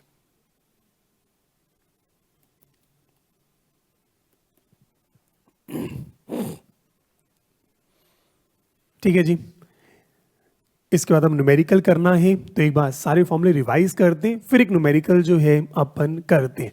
और हमें करना क्या है, जिस क्वांटिटी पर ये इन्वेंट्री कॉस्ट मिनिमम हो गई वो मेरा क्या बन जाएगा, ईओक्यू जो है बन जाएगा। तो आज की क्लास की शुरुआत हमने करी एक टॉपिक के साथ। टॉपिक का नाम क्या है, ईओक्यू। फुल फॉर्म क्या है, इकोनॉमिक ऑर्डर क्वांटिटी। पेपर में 5 नंबर का सवाल, मतलब मैं हैरान हूं, 5 नंबर सवाल हर अटेम्प्ट में आता है, ये सीए मतलब मैं तो कहूँ पूरा सीए ही बोनस है। आप हल्का सा पढ़ लोगे, मतलब पता भी नहीं चलता सीए कब जो है हो जाते हैं। बस कंसेप्ट को माइंड में जो है रखना। देखो फॉर्मूले बहुत सारे, पर मेरे को पता है अगर फॉर्मूले समझ लोगे तो इजी है, फॉर्मूले रट्टाफाई करोगे उलझ जाओगे। तो भाई शुरू करते हैं ईओक्यू, और वही कंसेप्ट से चलें, इकोनॉमिक ऑर्डर क्वांटिटी। जब भी आए माइंड में क्या निकालना चाह रहे हैं, एक ऐसा क्वांटिटी साइज, एक ऐसी क्वांटिटी अगर हम ऑर्डर करें तो कॉस्ट मेरी क्या हो जाए, इकोनॉमिकल। इकोनॉमिकल मतलब मिनिमम जो है आ जाए। इकोनॉमिक ऑर्डर क्वांटिटी, एक ऐसी क्वांटिटी अगर मैं ऑर्डर करूं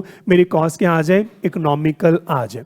फिर आगे बढ़े, हमने कहा भी इन्वेंट्री कॉस्ट 3 चीजें होती है। First is purchase cost, second is ordering cost, third is carrying cost. तो भाई तीनों का सम जो मेरा इकोनॉमिकल आ गया वो मेरा क्या बन जाएगा, ईओक्यू जो है बन जाएगा।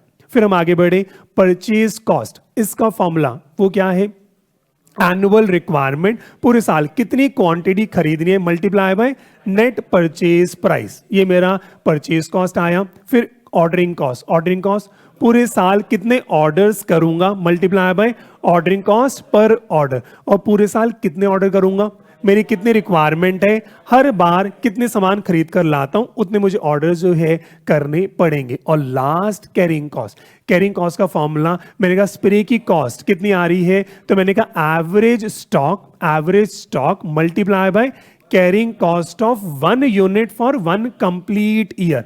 Carrying cost of 1 unit for 1 complete year जो है मेरा आया। और एवरेज स्टॉक आपके लेवल पर अभी क्या सिखा रहे हैं, कितनी क्वांटिटी आप ऑर्डर करते हो डिवाइड बाय 2 जो है हम लेकर चलते हैं। ठीक है जी, आगे बढ़े, चलो जी। तो भाई अब इसको कराने के अब 2 केसेस हमारे जो है बनेंगे, केस ए और केस बी। हमें जाना है केस बी पर केस बी को समझाने के लिए पहले मुझे केस ए जो है कराना पड़ेगा। तो भाई केस ए में अभी हम मानकर चलते हैं कि मेरे को कोई बल्क डिस्काउंट नहीं मिल रहा। पहले सिंपल सा करेंगे, अभी मुझे कोई बल्क डिस्काउंट नहीं मिल रहा, पहले उसको समझेंगे। वो अगर समझ आया फिर स्टेबल बढ़ाएंगे, अगर बल्क डिस्काउंट भी मिले तो क्या स्टोरी जो है हो जाएगी। ठीक है, तो पहला कह रहे हैं परचेज कॉस्ट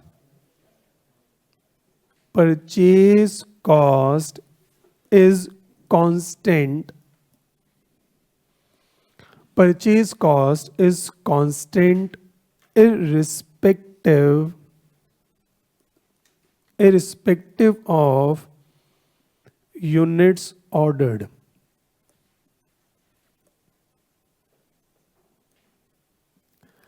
तो भी पहला केस सिंपल सा शुरू करते हैं कि भाई मेरे को क्वांटिटी डिस्काउंट बिल्कुल भी नहीं मिल रहा, तो ईओक्यू कैसे निकालेंगे वो अगर समझ आएगा तो फिर क्वांटिटी डिस्काउंट उसके बाद जो है हम लेकर शुरू करेंगे। ठीक है जी, तो भाई लिखिए, कह रहे इन सच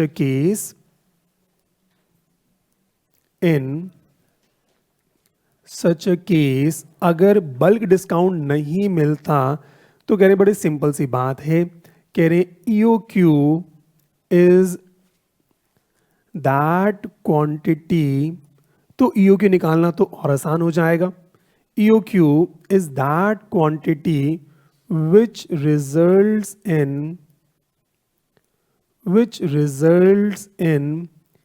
least sum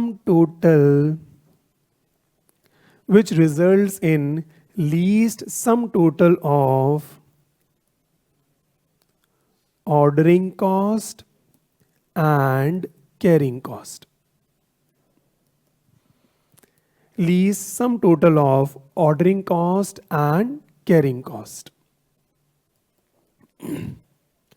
तो भी एक एग्जाम्पल पहले मैं समझा देता हूँ, लिखना नहीं, फिर एक एग्जाम्पल आप जो है सॉल्व करेंगे। तो भी एक एग्जाम्पल सिर्फ एक बार समझाने के लिए कैसे हमें प्रोसीड करना है। तो वही मान के चलो कि मेरे को 10,000 kgs, सिर्फ एक बार देखो, मेरे को 10,000 kgs चाहिए। मानो मेरी एनुअल रिक्वायरमेंट है 10,000 kg, मुझे पूरे साल 10,000 kg खरीदना है। आपको परचेज प्राइस, परचेज कॉस्ट अगर मैं आपको देता हूं ₹10 पर kg, मैं आपको ऑर्डरिंग कॉस्ट एक बार देता हूं 500 रुपये। लिखना नहीं, अभी पूरा एक सवाल आपको लिखवाऊंगा। और अगर मैं आपको देता हूं कैरिंग कॉस्ट, कैरी ₹2 पर kg। ठीक है जी, एक सिंपल सा कि भाई सामान को खरीदने की कॉस्ट कितनी है 10 रुपीज पर kg, ऑर्डर करने की कॉस्ट कितनी है 500 रुपये, और सामान को रखने की कॉस्ट कितनी है 2 रुपये पर kg जो है रखना होगा। और अगर मैं आपको कहूं कुछ ऑर्डर साइज मैं आपको दूंगा, अब मैं आपसे पूछ रहा हूं अगर हम पूरे 10,000 kg, अभी लिखना नहीं, सिर्फ एक बार बोर्ड पर सॉल्व करेंगे, फिर मैं आपको पूरा एक क्वेश्चन दूंगा। अगर पूरे 10,000 kg हम एक बारी में ऑर्डर करें तो मेरी कॉस्ट क्या रहेगी। अगर 5,000 ऑर्डर साइज रखें तो क्या रहेगा, अगर 2,000 हम करें तो क्या रहेगा, और अगर 1,000 करें तो क्या रहेगा। और मेरे को निकालना है इनमें से बेस्ट क्वांटिटी क्या है। तो भाई सिस्टम क्या रहेगा, आप निकालोगे परचेज कॉस्ट, फिर आप क्या निकालोगे ऑर्डरिंग कॉस्ट, फिर आप क्या निकालोगे कैरिंग कॉस्ट, फिर आप क्या निकालोगे टोटल कॉस्ट। और जिस कॉस्ट पर आपका मिनिमम आ गया वो मेरा काम जो है हो जाएगा। तो भाई अब ध्यान से सोच के बताओ, साथ साथ करेंगे। अगर 10,000 kg एक बारी में लेकर आया तो भाई मेरे को पूरे साल 10,000 चाहिए, एक बारी में काम हो गया, तो मेरी परचेज कॉस्ट कितनी पड़ेगी 1 लाख रुपए। सीधी सी बात है, आपने कहा 10,000 इंटू में 10, ठीक है। ऑर्डरिंग कॉस्ट कैसे निकालोगे, आपने कहा 10,000 kg एक बारी में ले आया तो कितने ऑर्डर्स होंगे, एक ऑर्डर पर कितने रुपए लगने 500। ऑर्डरिंग कॉस्ट कितनी हो गई 500। ध्यान से बताओ कैरिंग कॉस्ट, इस सामान को रखने की कॉस्ट। अब आप क्या कहोगे, ध्यान से देखो, 10,000 स्टॉक लाया, यूज मेरा होगा divide by 2, average stock multiply by carrying cost कितनी है 2 रुपए, ये कितना आ गया 10,000। टोटल कॉस्ट कितनी हो गई, आपने कहा 1,10,500। क्या ये कर पाओगे, अच्छे से होगा।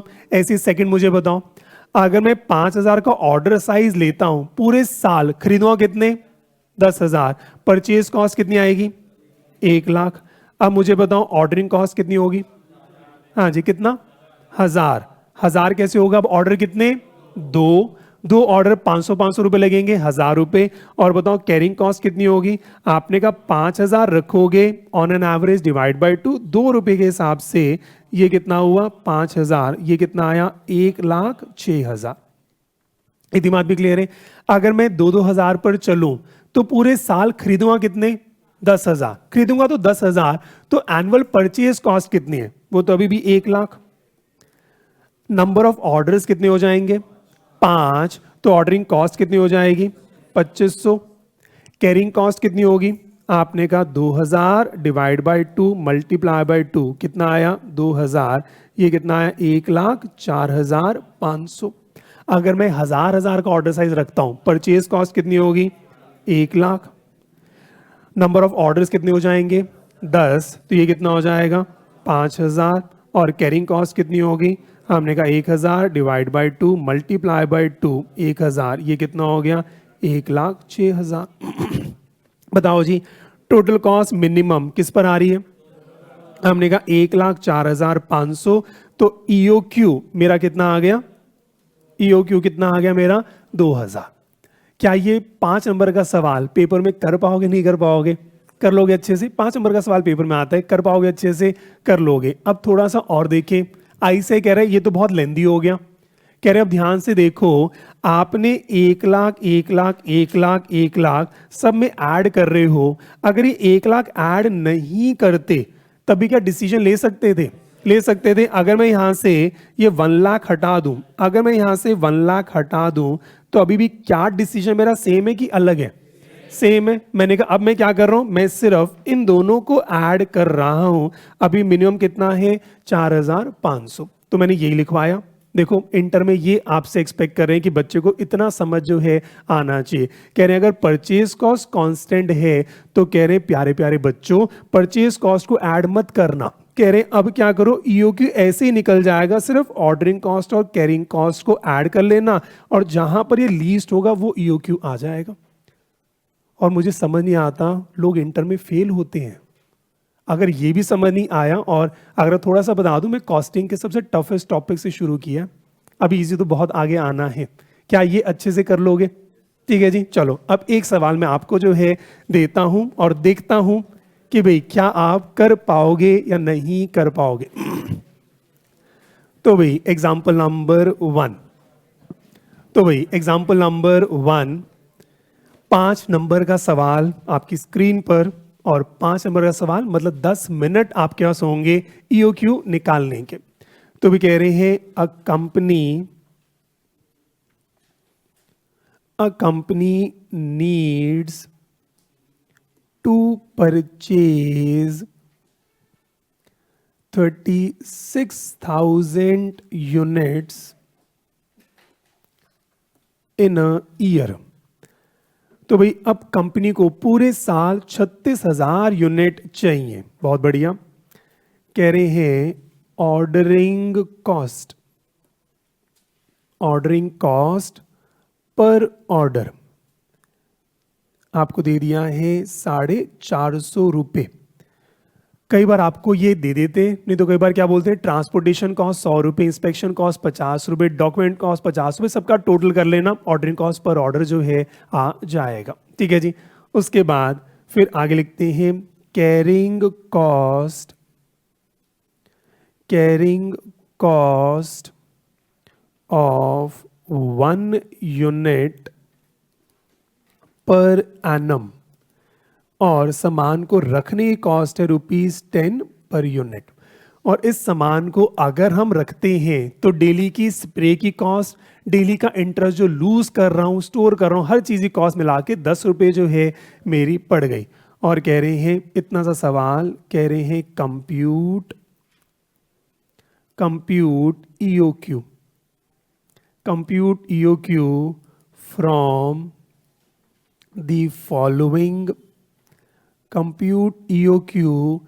the following order sizes। और आपको दे रहे हैं ऑर्डर साइज। कह रहे हैं अब इन साइजेस में से आप चूज करें ऑर्डर साइज 1000 यूनिट।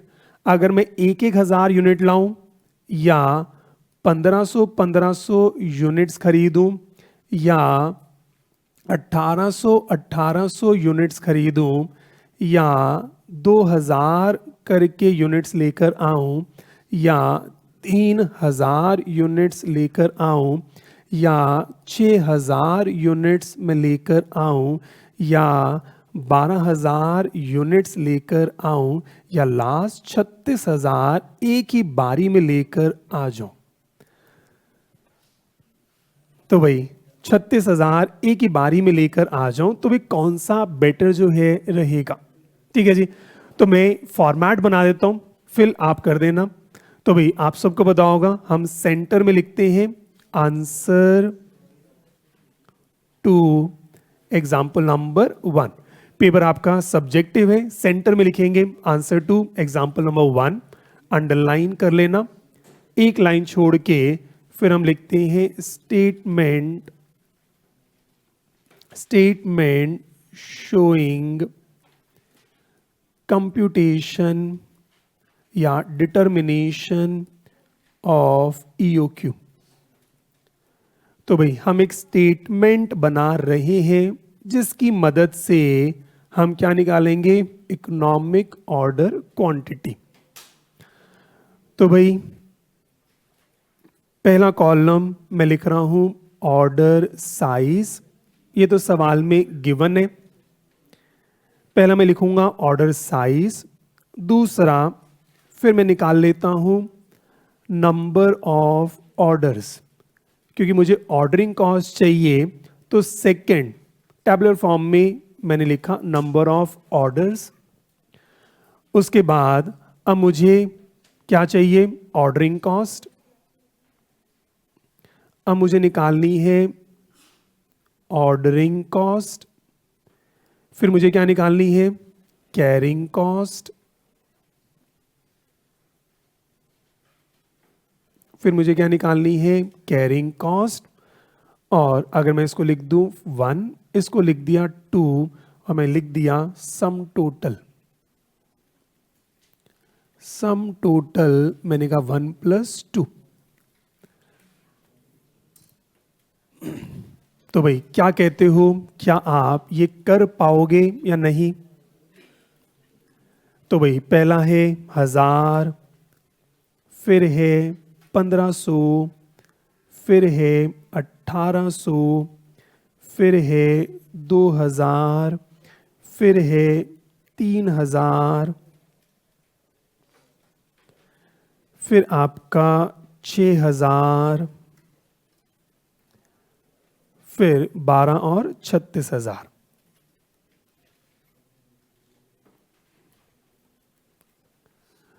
तो भाई देखते हैं कौन कौन बच्चे EOQ निकाल पाएंगे।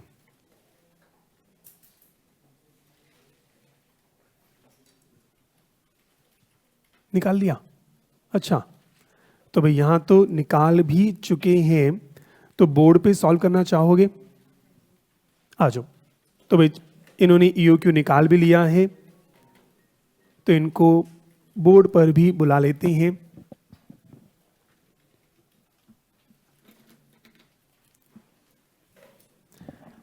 हाँ जी, तो एक बार जोरदार तालियों के साथ इनका स्वागत जो है करते हैं। तालियां जोरदार जो है होनी चाहिए। चलो जी, जहां पर अभी बच्चे सोच, मतलब वैल्यूज सारी बस लिखनी है। हाँ, वैल्यूज आप लिखते जो है आप चले जाएं। तो भाई जहां पर बच्चे अभी सोच रहे थे हमें सॉल्व करना है, तो यहां पर आंसर्स भी आने शुरू हो गए। बैठ जाएं। तो भाई चेक करें। हाँ जी, अच्छा कैलकुलेटर चाहिए। चलो जी,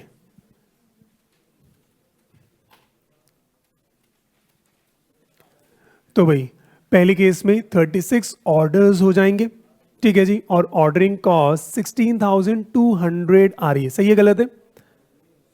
सही है। और कैरिंग कॉस्ट 5,000 जो है आ रही होगी। 1000 डिवाइड बाय 2 × में आपका carrying cost per unit. Second case में 24 ऑर्डर बता रहे हैं, 10,800 ordering cost, 7,500 carrying cost, 18,300 total cost जो है आ रही है। 1800 की बात करें तो 20 ऑर्डर्स होंगे, 9,000 ordering cost, 9,000 carrying cost, 18,000 total आ रहा है। अगर 2000 पर चलें, 18 ऑर्डर्स होंगे, ordering cost 8,100, carrying cost 10,000, total 18,100। अगर 3,000 पर चलें तो 12 orders, 5,400 ordering cost, 15,000 carrying cost, total आया 20,400। अगर 6,000 ऑर्डर साइज रखें तो 6 ऑर्डर्स करने पड़ेंगे, 2,700, उधर 30,000, और आप कह रहे हैं 32,700।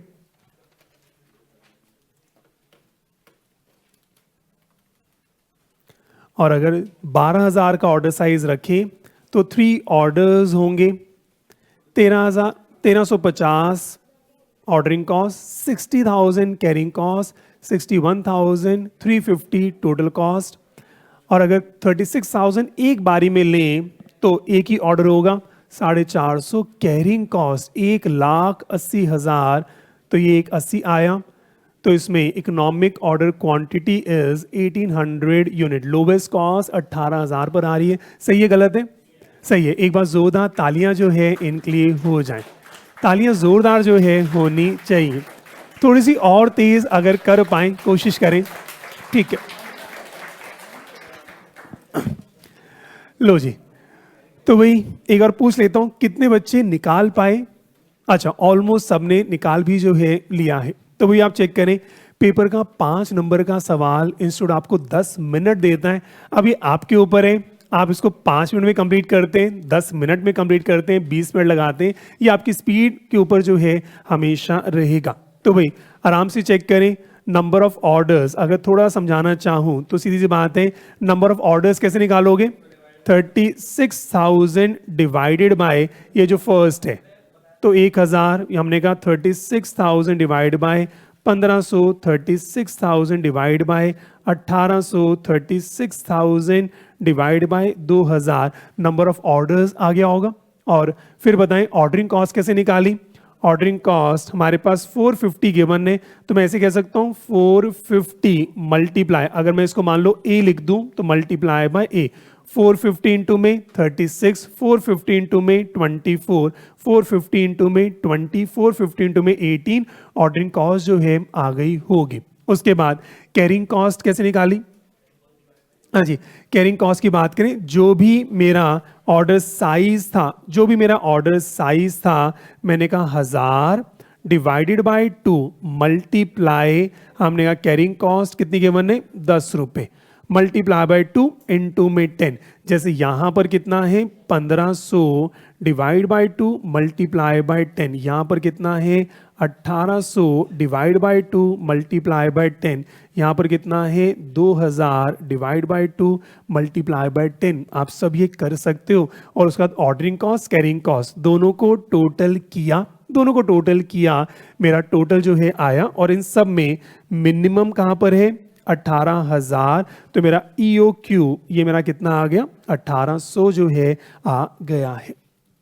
लो जी, तो भाई ऑनलाइन बच्चे आप सबका आंसर आया कि नहीं आया? अगर आ गया तो मुझे थम्स अप दे दे, अगर कहीं गड़बड़ कर दी तो थम्स डाउन जो है दे दे। ऐसे यहाँ पर किसी बच्चे ने कोई कैलकुलेशन मिस्टेक कुछ गड़बड़ करी हो, ऐसा कोई स्टूडेंट जिसने गड़बड़ जो है करी हो? सबने निकाल लिया, चलो बहुत बढ़िया। इसमें किसी को कोई भी डाउट हो, क्या ये सवाल कर पाओगे कि नहीं कर पाओगे? अच्छे से कर लोगे? चलो जी, तो मेरा एक सवाल अब और थोड़ा सा लेवल अब और बढ़ाते हैं, तो इसका प्रैक्टिस नहीं करते, अब लेवल और जो है बढ़ाकर चलते हैं। अब मुझे सोचकर बताओ, ये तो आपको मैंने ऑर्डर साइज दिया, ध्यान से सोचना इस बात को, मैंने आपको अलग अलग ऑर्डर साइज दिए, 1000, 1500, 1800, 2000, 3000, 6000, तो आपने लगभग देखा कि भाई पहले 21,200 था, ध्यान से देखना 21,200 था, मेरी कॉस्ट थोड़ी सी कम हुई, उसके बाद फिर कॉस्ट बढ़नी जो है शुरू हो गए। ये दिमाग समझ आती है?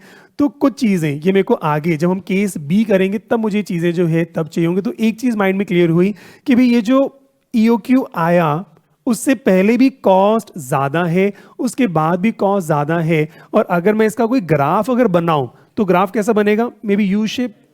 भाई EOQ पर मिनिमम पर है, कॉस्ट कम होगी, फिर बढ़नी जो है शुरू हो जाएगी। ये बात तो क्लियर होती है? बहुत सारे सवाल करेंगे तो कुछ बातें क्लियर हुई कि भाई EOQ पर मिनिमम है, पहले कॉस्ट ज्यादा होगी, कम होते होते आया, और फिर जो है मेरी कॉस्ट जो है बढ़ जाएगी। ठीक है जी।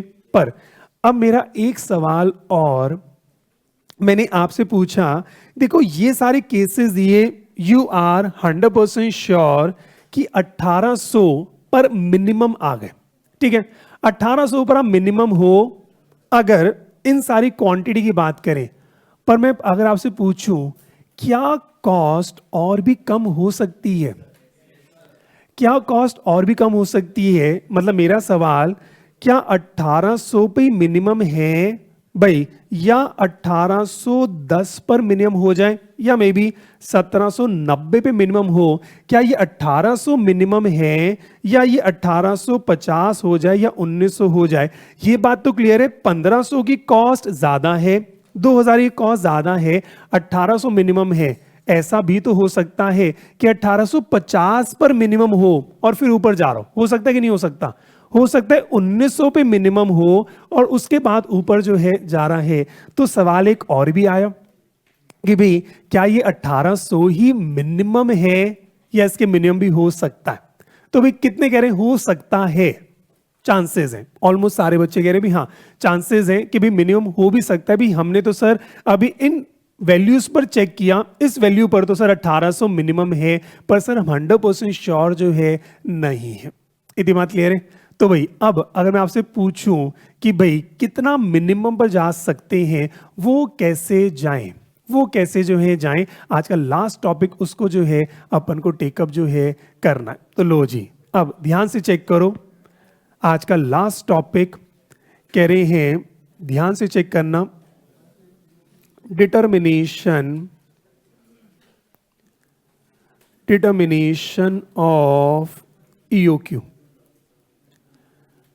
पेपर में ईओक्यू आना ही आना है, 5 नंबर लेकर चलो, या तो आप कहेंगे डायरेक्टली निकालो या आपको टेबल के थ्रू निकालना जो है आएगा। तो ईओक्यू आना ही आना है पेपर में, या तो आपसे कहेंगे डायरेक्टली निकालो, हम ये आपको केसेस दे ही नहीं रहे, हम आपको कोई केस नहीं दे रहे, आप सीधा बताओ मिनिमम कितना जो है होना चाहिए, या हम आपको केसेस दे रहे हैं, केसेस में से मिनिमम पर जो है जाना। तो भाई इस बात को चेक करें, डिटर्मिनेशन ऑफ ईओक्यू। तो लो जी लिखो, कह रहे if A is equal to annual purchase requirement, if A is equal to annual purchase requirement, इस परचेज को ना अंडरलाइन कर लेना, बॉक्स में डाल देना। हमें कितना सामान खरीदना है वो बड़ा इंपॉर्टेंट है, एनुअल परचेज रिक्वायरमेंट। अभी तो आपको गिवन होगा, धीरे धीरे लेवल बढ़ाएंगे, आपको कंजम्पशन गिवन होगी, ओपनिंग स्टॉक गिवन होगा, क्लोजिंग स्टॉक गिवन होगा, आपको परचेज निकालना है। हमारा मेन टारगेट क्या है, कितनी क्वांटिटी मुझे परचेज करनी है, तो एनुअल परचेज रिक्वायरमेंट हमें जो है चाहिए। और उसमें भी आगे लिखो फॉर ट्रेडर, जो ट्रेडर हैं वो क्या खरीदते हैं, वो खरीदते हैं फिनिश गुड्स। हमारे जो ट्रेडर हैं वो क्या खरीदते हैं, फिनिश गुड्स। सामान खरीदा बेचा, सामान खरीदा बेचा, सामान खरीदा बेचा। पर जो हमारे मैन्युफैक्चरर हैं, जो हमारे मैन्युफैक्चरर हैं वो क्या करते हैं, वो रॉ मटेरियल खरीदते हैं, फिनिश गुड बनाते हैं और फिनिश गुड को जो है बेचते हैं। तो पेपर अभी थोड़ा सा टेक्निकल होगा, आपको फिनिश गुड की सेल्स गिवन होगी, थोड़ा सा आगे लेकर जाऊं, फिनिश गुड की सेल गिवन होगी, फिनिश गुड का ओपनिंग स्टॉक गिवन होगा, फिनिश गुड का क्लोजिंग स्टॉक गिवन होगा, फिनिश गुड का मैन्युफैक्चरर का। तो आपको क्या चाहिए, एनुअल प्रोडक्शन निकालोगे, हमने अगले साल इतना बेचेंगे, इतना ओपनिंग स्टॉक, इतना क्लोजिंग स्टॉक, कितना बनाना है। उसके बाद फिनिश गुड से रॉ मटेरियल रिक्वायरमेंट गिवन होगी, इस सामान को बनाने में इतना केजी रॉ मटेरियल चाहिए। फिर रॉ मटेरियल का ओपनिंग स्टॉक गिवन होगा, रॉ मटेरियल का क्लोजिंग स्टॉक गिवन होगा, तो वो इतनी रिक्वायरमेंट है, उससे मुझे रॉ मटेरियल कितना खरीदना जो है पड़ेगा। तो एट दिन माइंड में क्या है, मुझे खरीदना कितना है वो आपको जो है निकालना होगा। तो ग्रेजुअली जो है अपन लेकर चलेंगे। तो ए का मतलब क्या है, एनुअल परचेज रिक्वायरमेंट। उसके बाद ओ को हम डिनोट कर रहे हैं ordering cost, ordering cost per order, या तो गिवन होगी जैसे पिछले सवाल में 450 रुपए, या आपको कहेंगे transportation cost per order, inspection cost per order, सब कुछ टोटल करके जो है निकाल लेना। और उसके बाद सी जिसको हम बोल रहे हैं carrying cost, carrying cost of 1 unit for 1 year, carrying cost of 1 unit for 1 year. एक यूनिट को कैरी करने की कॉस्ट पूरे साल की कितनी जो है होती है। ठीक है जी। तो कह रहे हैं अगर ये 3 चीजें आप निकाल लो, अगर ये 3 चीजें निकाल लो, तो भाई लोगों ने एक फॉर्मूला बनाया, बहुत ही प्यारा फॉर्मूला। कह रहे EOQ तो आप डायरेक्टली भी निकाल सकते थे, हमें टेबल की जरूरत नहीं। और फॉर्मूला क्या है, कह रहे सिंपल सा फॉर्मूला है, कह रहे 2 इंटू में A इंटू में O डिवाइडेड बाय C। कह रहे सिंपल सा काम करना है। फॉर्मूला कैसे बना अभी समझेंगे, सारे फॉर्मूले समझेंगे। एक बार मान लेते एक फॉर्मूला बन गया 2AO डिवाइडेड बाय C। कह रहे इस फॉर्मूले से आप डायरेक्टली भी आंसर निकाल सकते हो। ये 100% मिनिमम क्वांटिटी जो है आएगी। फॉर एग्जांपल लिख लो, एग्जांपल नंबर 2 मैंने कहा कंप्यूट EOQ इन एग्जांपल नंबर 1। तो भाई कह रहे सीधा एग्जांपल 1 में EOQ डायरेक्टली जो है आप निकालें। तो भाई हम क्या करेंगे, वही काम हमने कहा स्टेटमेंट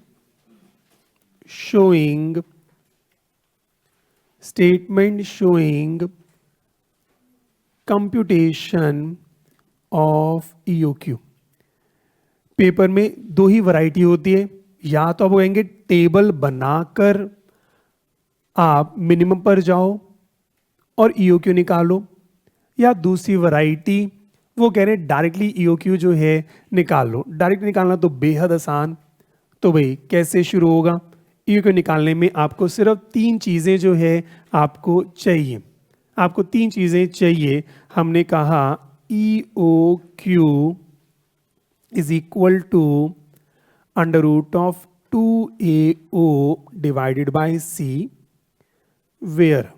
अब तो सर प्रेजेंटेशन है, पेपर ऑब्जेक्टिव होता अब तक आप निकाल चुके हो, पर क्योंकि पेपर सब्जेक्टिव है थोड़ा सा लिखना जो है पड़ेगा। Where A is equal to annual purchase requirement,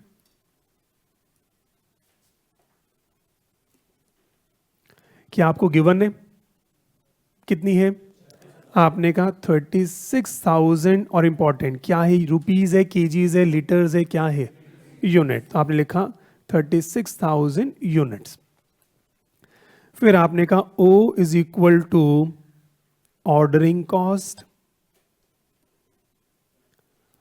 पर ऑर्डर, क्या ये आपको गिवन है 450, आपने कहा ₹450। और C आपने कहा carrying cost per unit per annum, ये कितना गिवन है ₹10। और आपका तो सवाल फटाफट ही आ गया। EOQ कह रहे हैं 2 इंटू में 36,000 multiply by 450 divided by 10 under root दबाओ, और ये कितना आ रहा है, कितना आ रहा है 1800 यूनिट्स। ये कितना आ रहा है 1800 units. Now I am 100% sure 1800 से कम हो ही नहीं सकता। आज घर पे आपका होमवर्क है, सब ट्राई कर लेना। 1790, 1795, 1780, 1750, जो आपका मन करे। 1800 से नीचे आप कभी भी जा नहीं सकते। 1800 से नीचे आप कभी भी जो है आप नहीं जा सकते। कंफर्टेबल है? ठीक है जी। एक एग्जाम्पल पहले करते हैं, फिर फॉर्मूले की डेरिवेशन पर भी आएंगे। ठीक है, एक एग्जाम्पल और करते हैं, फिर फॉर्मूले की डेरिवेशन पर भी आएंगे। तब तक आप भी देखो ये फॉर्मूला कैसे बना, आखिर इस फॉर्मूले से ये कैसे आ गया। तो 5 मिनट आपको दिए, आप सोचते जाओ, तब तक एग्जाम्पल भी करो।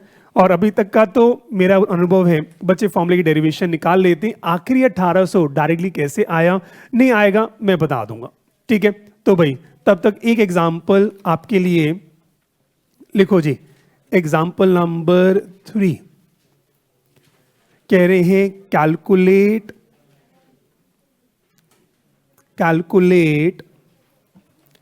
EOQ।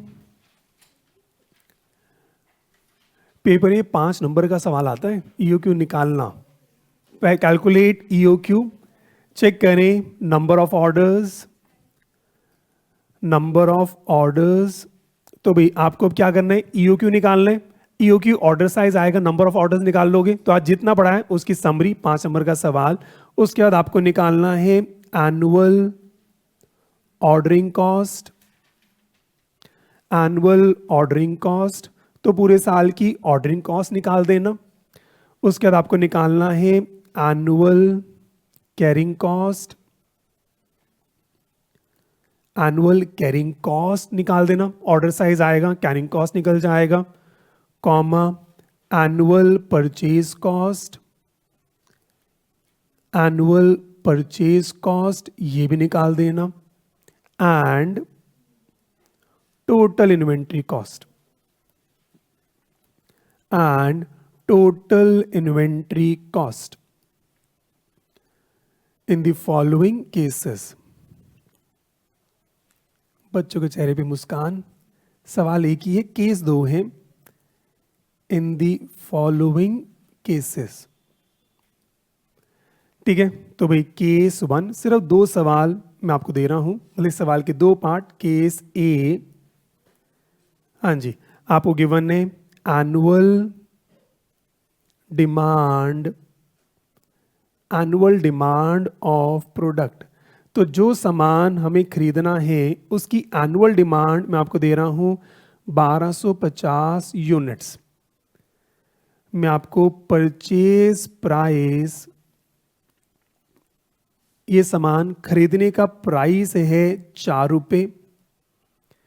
मैं आपको ऑर्डरिंग कॉस्ट वो आपको दे रहा हूं ₹50 पर ऑर्डर, और मैं आपको कैरिंग कॉस्ट दे रहा हूं, कैरिंग कॉस्ट पर यूनिट पर आनम वो आपको दे रहा हूं ₹2। सिर्फ प्रैक्टिस है और कुछ भी नहीं। पेपर में ये 5 नंबर का सवाल जो है आता है। अब क्योंकि EOQ निकल गया, वो 2 नंबर 2.5 नंबर का होता है, बाकी सब आधे नंबर के जो है बन जाते हैं। भाई अब 5 नंबर का सवाल है, 10 मिनट दे रहे हैं, तो बस अब आपसे वो कहते हैं 10 मिनट में आराम से जो है आप ये EOQ निकालें, number of orders, annual ordering cost, ये सब जो है आप निकाल लें। निकाल लिया? हाँ जी, सारी चीजें निकाल लें। हाँ जी, आप चाहे विद प्रेजेंटेशन निकाल लें, आइडली तो सारे फॉर्मूले लिखने चाहिए, विद प्रेजेंटेशन सारा काम होना चाहिए। तो हम कह रहे हैं कंप्यूटेशन ऑफ EOQ। तो भाई कंप्यूटेशन ऑफ EOQ पहला पार्ट, तो भाई EOQ आपका क्या होगा 2AO divided by C। Annual requirement given है कितनी 1250, ऑर्डरिंग कॉस्ट कितनी गिवन है 50, कैरिंग कॉस्ट कितनी गिवन है 2। तो बताओ जी आंसर कितना 250। तो आपने कहा भाई 250 यूनिट्स। हाँ, पेपर में थोड़ा सा प्रेजेंटेशन कर लेना, 2-2.5 नंबर इसी बात के होंगे, आपके पक्के जो है हो गए। ठीक है जी। तो पहला पार्ट क्या था, मेरे को EOQ निकालना है। उसके बाद सेकंड है नंबर ऑफ ऑर्डर्स, आधे नंबर का होगा। तो नंबर ऑफ ऑर्डर्स फॉर्मूला क्या होता है, हाँ जी, एनुअल रिक्वायरमेंट, फॉर्मूला लिख लेना, एनुअल रिक्वायरमेंट डिवाइडेड बाय क्या होगा ऑर्डर साइज, जिसको मैं यहां क्या बोल रहा हूं EOQ। तो भाई हमारे पास टोटल 1250 यूनिट खरीदने थे, हम 250 खरीद रहे हैं, तो कितने ऑर्डर्स हो गए, कितने ऑर्डर्स हो गए 5 ऑर्डर्स। क्या 5 नंबर आपका आधा नंबर और हो गया। ठीक है जी। उसके बाद सिंपल सा काम है, अब कह रहे हैं एनुअल ऑर्डरिंग कॉस्ट निकालो। तो भाई एनुअल ऑर्डरिंग कॉस्ट ये क्या हो जाएगा, आपने कहा भाई number of orders multiply by cost per order. Simple सा काम, ऑर्डर कितने 5, ऑर्डरिंग कॉस्ट कितनी है 50, तो कितने रुपए हो गए 250 रुपए। ठीक है जी। उसके बाद और मुझे क्या निकालना है, फिर कैरिंग कॉस्ट निकालनी है। हम और आगे बढ़े, हमने कहा भी एनुअल कैरिंग कॉस्ट, इसका फॉर्मूला क्या होता है, हाँ जी, average stock multiply by carrying cost per unit per annum, average stock, order size हमारा कितना है 250 divided by 2, average stock 250 divided by 2, और इसको कैरी करने की कॉस्ट कितनी है 2 रुपये। तो भाई ये भी कितना आया 250 रुपये, ठीक है जी। और उसके बाद फिर क्या है एनुअल परचेज कॉस्ट, ये सब आधे आधे नंबर के होंगे। Annual purchase cost, annual purchase cost ये क्या होगा, annual requirement, annual requirement multiply by purchase price. बता सकते हो कितनी रिक्वायरमेंट है 1250 और कितने रुपए 4 रुपए, तो ये कितने रुपए हो गए 5000। आपने कहा सर ये हो गए 5000, ठीक है जी। और मेरा शायद लास्ट होगा टोटल इन्वेंट्री कॉस्ट। लो जी total inventory cost, total inventory cost भाई ये क्या है purchase cost plus ordering cost plus carrying cost, इसका मतलब 5000 प्लस 250 प्लस 250, ये कितना हो गया 5500, और इसके आपके 5 नंबर भी पक्के जो है हो जाएंगे। लो जी किसी को इसमें कोई भी डाउट हो अच्छे से कर लोगे, इसमें किसी को कोई भी छोटा मोटा डाउट हो, ठीक है जी। लो जी और आज का लास्ट एग्जाम्पल बस और कर लें सिर्फ प्रैक्टिस के लिए। केस 1 दे दिया, सेम कर लो केस 2, केस बी। अगर पेपर थोड़ा सा ट्रिकी हो तो क्या करते हैं, बस आपको पहले ही बता देता हूँ, एनुअल की जगह वो क्या दे देंगे क्वार्टरली। अब कह रहे हैं क्वार्टरली डिमांड, क्वार्टरली डिमांड वो आपको दे रहे हैं 3200 kg। तो भाई इतना सही बस आपका सीए इंटरमीडिएट होता है, सीधा सीधा देंगे एनुअल डिमांड देंगे, नहीं तो क्या करेंगे क्वार्टरली मंथली डेली वीकली, करना क्या है एनुअल में कन्वर्ट कर लेना, ठीक है जी। उसके बाद और मेरे पास कुछ नहीं है, सेम स्टोरी परचेज प्राइस वो आपको गिवन होगा ₹50, फिर आपको दे देंगे ऑर्डरिंग कॉस्ट,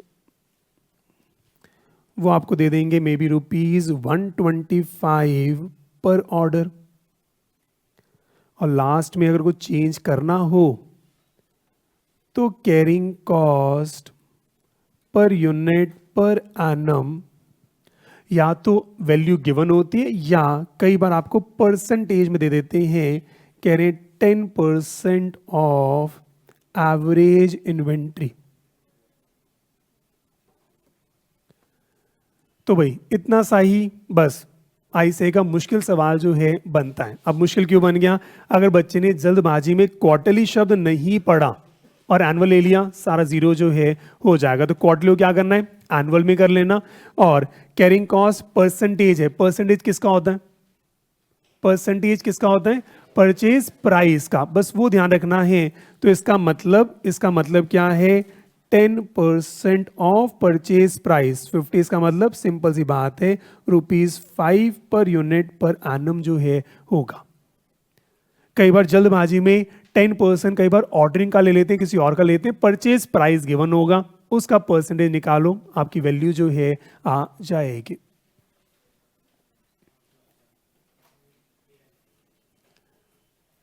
तो भाई मेरा ए कितना आ रहा है, नहीं एनुअल डिमांड कितनी आ रही है 12,800, एनुअल डिमांड मेरी आ गई। ओ मेरे को ऑलरेडी गिवन है 125, सी मेरे को गिवन है 5, सी मेरे को गिवन है 5। सिंपल सा, अब आपको ईओक्यू फॉर्मूला निकालना है।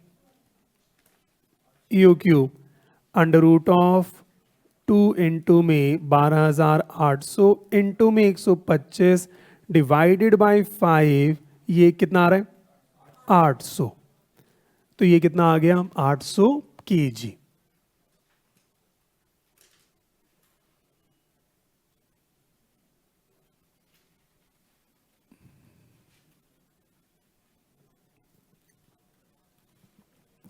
तो भाई ये हमारा कितना आ गया 800 kg। और अगर मैं ऊपर ही ले लूं तो भाई ऊपर इसको कर लेते हैं, तो भाई आराम से चेक करो। पहला आंसर आपने मुझे बताया 800 kg, फिर नंबर ऑफ ऑर्डर्स कितने हो रहे हैं 16 ऑर्डर्स। आपका ये टोटल कितना है 12,800 एनुअल डिमांड डिवाइड बाय 800, तो आपने कहा 16 ऑर्डर्स जो है आपके आ रहे होंगे। 16 ऑर्डर्स आपके आए, उसके बाद 16 ऑर्डर्स और मेरा ऑर्डरिंग कॉस्ट कितना है, ऑर्डरिंग कॉस्ट 125 के हिसाब से है, तो ये कितना आया 2000। तो आपने कहा सर ये मेरा कितना आ गया 2000, ठीक है जी। फिर average stock 800 divided by 2 into में कैरिंग कॉस्ट कितनी है 5, ये कितना आ रहा है 2000, ये कितना आ रहा है 2000।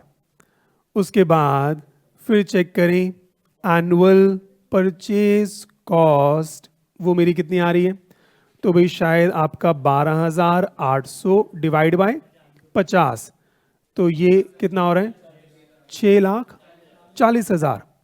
तो आपने कहा 6,40,000, और अब इन तीनों को जब ऐड करोगे तो ये कितना आ जाएगा 6,44,000 रुपीज, 6,44,000, ठीक है जी।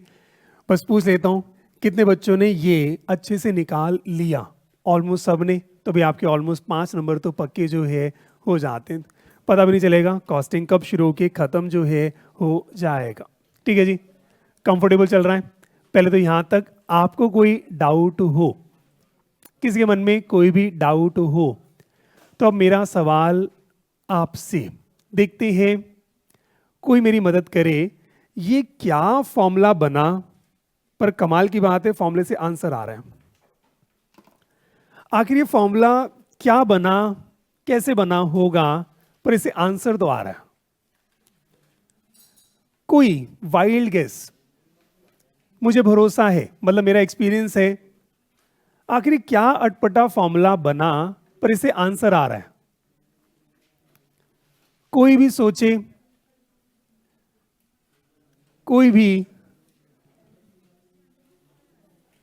अंडर रूट करा है, ज्योमेट्रिक मीन कर रहे हैं या कुछ और कर रहे हैं, आखिर क्या किया होगा। देखो पेपर में फॉर्मूले की डेरिवेशन नहीं आती, पर एजुकेशन मेरा मानना है मुझे आपको लॉजिकल बनाना है। ऐसा नहीं कि आपको बहुत सारे फॉर्मूले याद करने होंगे, मैं आपको सिर्फ लॉजिकली आपका ब्रेन डेवलप करने की कोशिश कर रहा हूं, और मेरे को उम्मीद है आप सोचें, आप इसको डिराइव कर लोगे। आप सोचें, थोड़ा सा कोशिश करें, फिर मैं आपकी मदद करूंगा, आप कहोगे हाँ आखिर हम क्या कर रहे हैं। हमने कुछ ऐसा पढ़ा है, सीए फाउंडेशन में ही जाओ, सीए फाउंडेशन मैथमेटिक्स याद करो, business maths, logical reasoning, business statistics, कुछ याद करो। हाँ फिर मैं सारे ही बता दूंगा, एक एक्चुअली मैं वही चाहता हूं, देखो मैं चाहता हूं आप इंडिपेंडेंट बनो, इंडिपेंडेंट हर चीज के लिए। आपको किताब की जरूरत नहीं, भगवान ने आपको ब्रेन दिया है, चलो थोड़ी सी हेल्प करता हूं, आखिर ये EOQ है क्या, उसी पे सोचो। EOQ क्या है, बच्चा कह रहे EOQ है। EOQ क्या है, इकोनॉमिक ऑर्डर क्वांटिटी। आखिर ये EOQ क्या निकाल रहा है, हमने इससे निकाला क्या, एक ऐसी क्वांटिटी जिससे कॉस्ट मिनिमम हो जाए। और सोचो, हाँ अब आ रहा है सर, कॉस्ट मिनिमम हो जाए। सर सीए फाउंडेशन में भी और 12th में कुछ पढ़ा था, मैक्सिमा मिनिमा। हे राम, क्या सर, ये चीटिंग है। कौन है वो लोग जिन्होंने कहा था कि मैथमेटिक्स सिर्फ सीए फाउंडेशन में है? क्या यार। चलो आ जाते हैं। तभी बिजनेस मैथमेटिक्स छोड़ना नहीं है बेटा, आपको उतना ही पढ़ाया था जितना आपको आगे चाहिए। अब मेरे पास 3 मिनट है, फटाफट से देखते हैं इस बात को, तभी चेक करो। हाँ जी, इस बात को फिर चेक करें आपको, तभी देखो सीए फाउंडेशन में दैट वाज बिजनेस मैथमेटिक्स, उतना ही डिफरेंशिएशन पढ़ाया था, ट्रिग्नोमेट्री नहीं पढ़ाई थी, उतना ही पढ़ाया था जितना आपको आगे इंटर फाइनल में चाहिए। और ये मेरा अनुभव है, अगर सीए फाउंडेशन आपका अच्छा हुआ, inter final you will really enjoy. और अगर सीए फाउंडेशन में आपने गड़बड़ करी है, इंटर फाइनल आपके लिए मुश्किल जो है होता है। ठीक है, तो इस बात को फिर मैं कहूंगा देखो फॉर्मूले की डेरिवेशन जरूरत नहीं, आपको आंसर तो निकालना आ गया। तो मेरा पार्ट था आंसर निकालना आ गया, पर मेरा बार बार कोशिश है कि भी हम एक बार मेहनत कर लें, फाउंडेशन इंटर एक बार मेहनत करो, लाइफ लॉन्ग काम जो है आना है। और चलो अब अगर इस बात को समझो, EOQ क्या है, मैं एक ऐसी क्वांटिटी निकाल रहा हूं, जहां पर कॉस्ट क्या हो जाए, मिनिमम। अब ध्यान से आप चेक करो, अब पूरा ध्यान बोर्ड पर रखना, लिखने की जरूरत नहीं, गूगल पे सारी डेरिवेशंस है। पर वही बार बार मेरी कोशिश क्या है कि आपको स्ट्राइक करना आना चाहिए, जैसी आया कॉस्ट मिनिमम, डिफरेंशिएशन चलना चाहिए, डिफरेंट नहीं चलाना तो गड़बड़ है।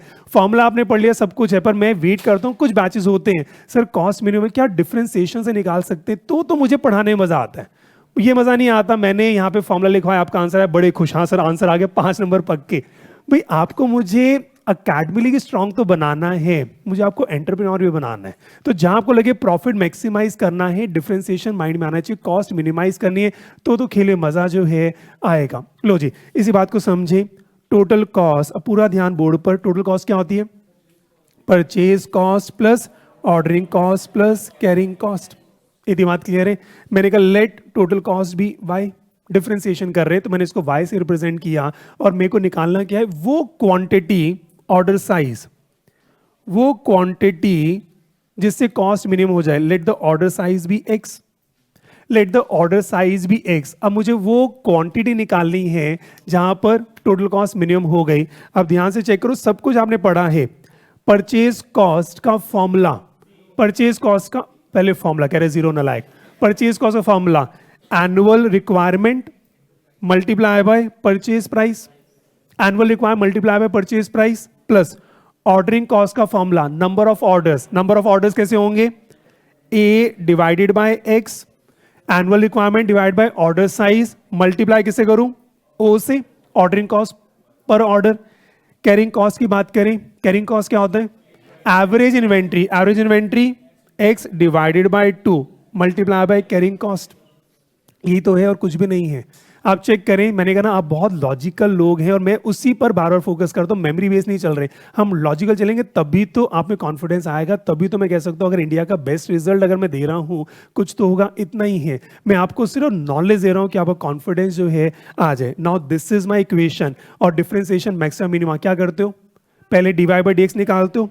चेक करो dy बाई dx आप सबको निकालना आता है, इसका क्या होगा 0, इसका क्या होगा, अब ध्यान से चेक करो, ये x की पावर -1 है तो क्या होगा माइनस AO x की पावर -2 या x स्क्वायर। ठीक है, x बाई 2 इंटू में c, डिफ्रेंशिएट करो c by 2, c is a constant, c by 2। Differentiation में मैक्सिमम अब क्या करते हो, dy by dx equal to 0, तो dy by dx equal to 0 करोगे। अगर आप इसको 0 पुट करें, मैं इसको इधर ले जाऊं, सिंपल सा है AO अपॉन में X square, this is equal to c by 2। कुछ नहीं कर रहा, एक्स स्क्वायर इक्वल टू, हाँ क्या टाइम पास है। और आप चेक करो x की वैल्यू पॉजिटिव होगा ना, नेगेटिव तो नहीं होगा। ये फॉर्मूला है, ये कोई फॉर्मूले हैं, ये कोई फॉर्मूले हैं, आप खुद चेक करें। अब नेक्स्ट पार्ट क्या है, क्या ये मिनिमम है या मैक्सिमा है, इसके लिए आप क्या करते हो, सेकेंड डेरिवेटिव d2y अपॉन में dx स्क्वायर, इसको सेकेंड डेरिवेटिव करो, ये मेरा x की पावर -2 आया, तो -2 आगे आएगा तो प्लस 2AO x क्यूब हो जाएगा। इसका डिफरेंशिएशन 0, a मेरा क्या है पॉजिटिव, o मेरा क्या है पॉजिटिव, 2 मेरा क्या है पॉजिटिव, क्वांटिटी मेरी क्या है पॉजिटिव, ये क्या होगा पॉजिटिव, सेकंड डेरिवेटिव का पॉजिटिव है, ये मिनिमम हाथ हो गया, ये इंटर है, ये फाइनल है। आप सारे सब्जेक्ट चेक कर लो। अब आपको ज्यादा नहीं पढ़ा रहे, जितना पढ़ा है मैं तो समराइज करा रहा हूं। मैंने आपको आज क्या पढ़ाया, एपीजीपी, मैंने आपको क्या पढ़ाया, डिफरेंशिएशन, मेरे फॉर्मूले बन गए और कुछ नहीं है। इतना ही आसान है। पर जिस बच्चे ने सिर्फ फाउंडेशन नहीं पढ़ा ना, उसको इंटर मुश्किल लगता है। ये आप चेक कर लेना, जो बच्चा इंटर में, क्योंकि अब आपको डर एक होता है कि इंटर में एक डर होता है, पता नहीं सर इंटर बड़ा मुश्किल है। जिस बच्चे ने कहा इंटर मुश्किल है, पूछना तेरे फाउंडेशन में कितने नंबर थे, बस सीधी सी बात है। जिस बच्चे ने इंटर मुश्किल लगा उससे बस एक चीज पूछ लेना, सी फाउंडेशन में कितने नंबर थे। 100 आपके 200-250 के बीच में होगा। 250 प्लस जैसी आते हैं उसके लिए इंटर बहुत आसान होता है। अगर आप 300 प्लस अगर फाउंडेशन में लाते हो तो इंटर तो आप बहुत इंजॉय करते हो। मतलब मेरा जो अनुभव रहा, उन बच्चों को इंटर मुश्किल लगा जिनकी फाउंडेशन में डॉट 200 नंबर पास हुए, 200 सवा 200 से पास हुए, हाँ उनको इंटर मुश्किल लगता है। क्यों? पुराने पाप है, बच्चा कह रहा एपी, बच्चा कह रहा डिफरेंशिएशन। और जिसने कहा सर ये तो समझ आ गया, आगे बढ़ाओ सर, ये क्यों मजा आ गया, उसके लिए। और इस बार भी मैंने चेक किया मेरे कॉस्टिंग में जिन बच्चों ने 90 क्रॉस किया सबके फाउंडेशन में 300 प्लस है। जिन बच्चों ने 90 क्रॉस किया, जिस बच्चे की रैंक आई ऑल इंडिया 7 जिन दिल्ली टॉप किया, 358 फाउंडेशन में थे। मैं तो हमेशा चेक किया जिनके 300 क्रॉस होते हैं, single group double group first short में निकलता है, 90 प्लस अच्छे से आते हैं। जिनके 250 to 300 होते हैं निकल जाते हैं, थोड़े सा नंबर कम आते हैं। और जिनके 200-250 हैं वो थोड़ा सा डरते डरते जो है वो चलते, बस पास वो भी जो है कर जाते। ठीक है, तो इतना सा सीए इंटर है, इतना ही आसान इतना ही मुश्किल। और नेक्स्ट क्लास में अब और आगे जो है लेकर चलेंगे। आज के लिए इतना ही। Thank you so much, keep smiling, God bless you and I love you all, bye bye.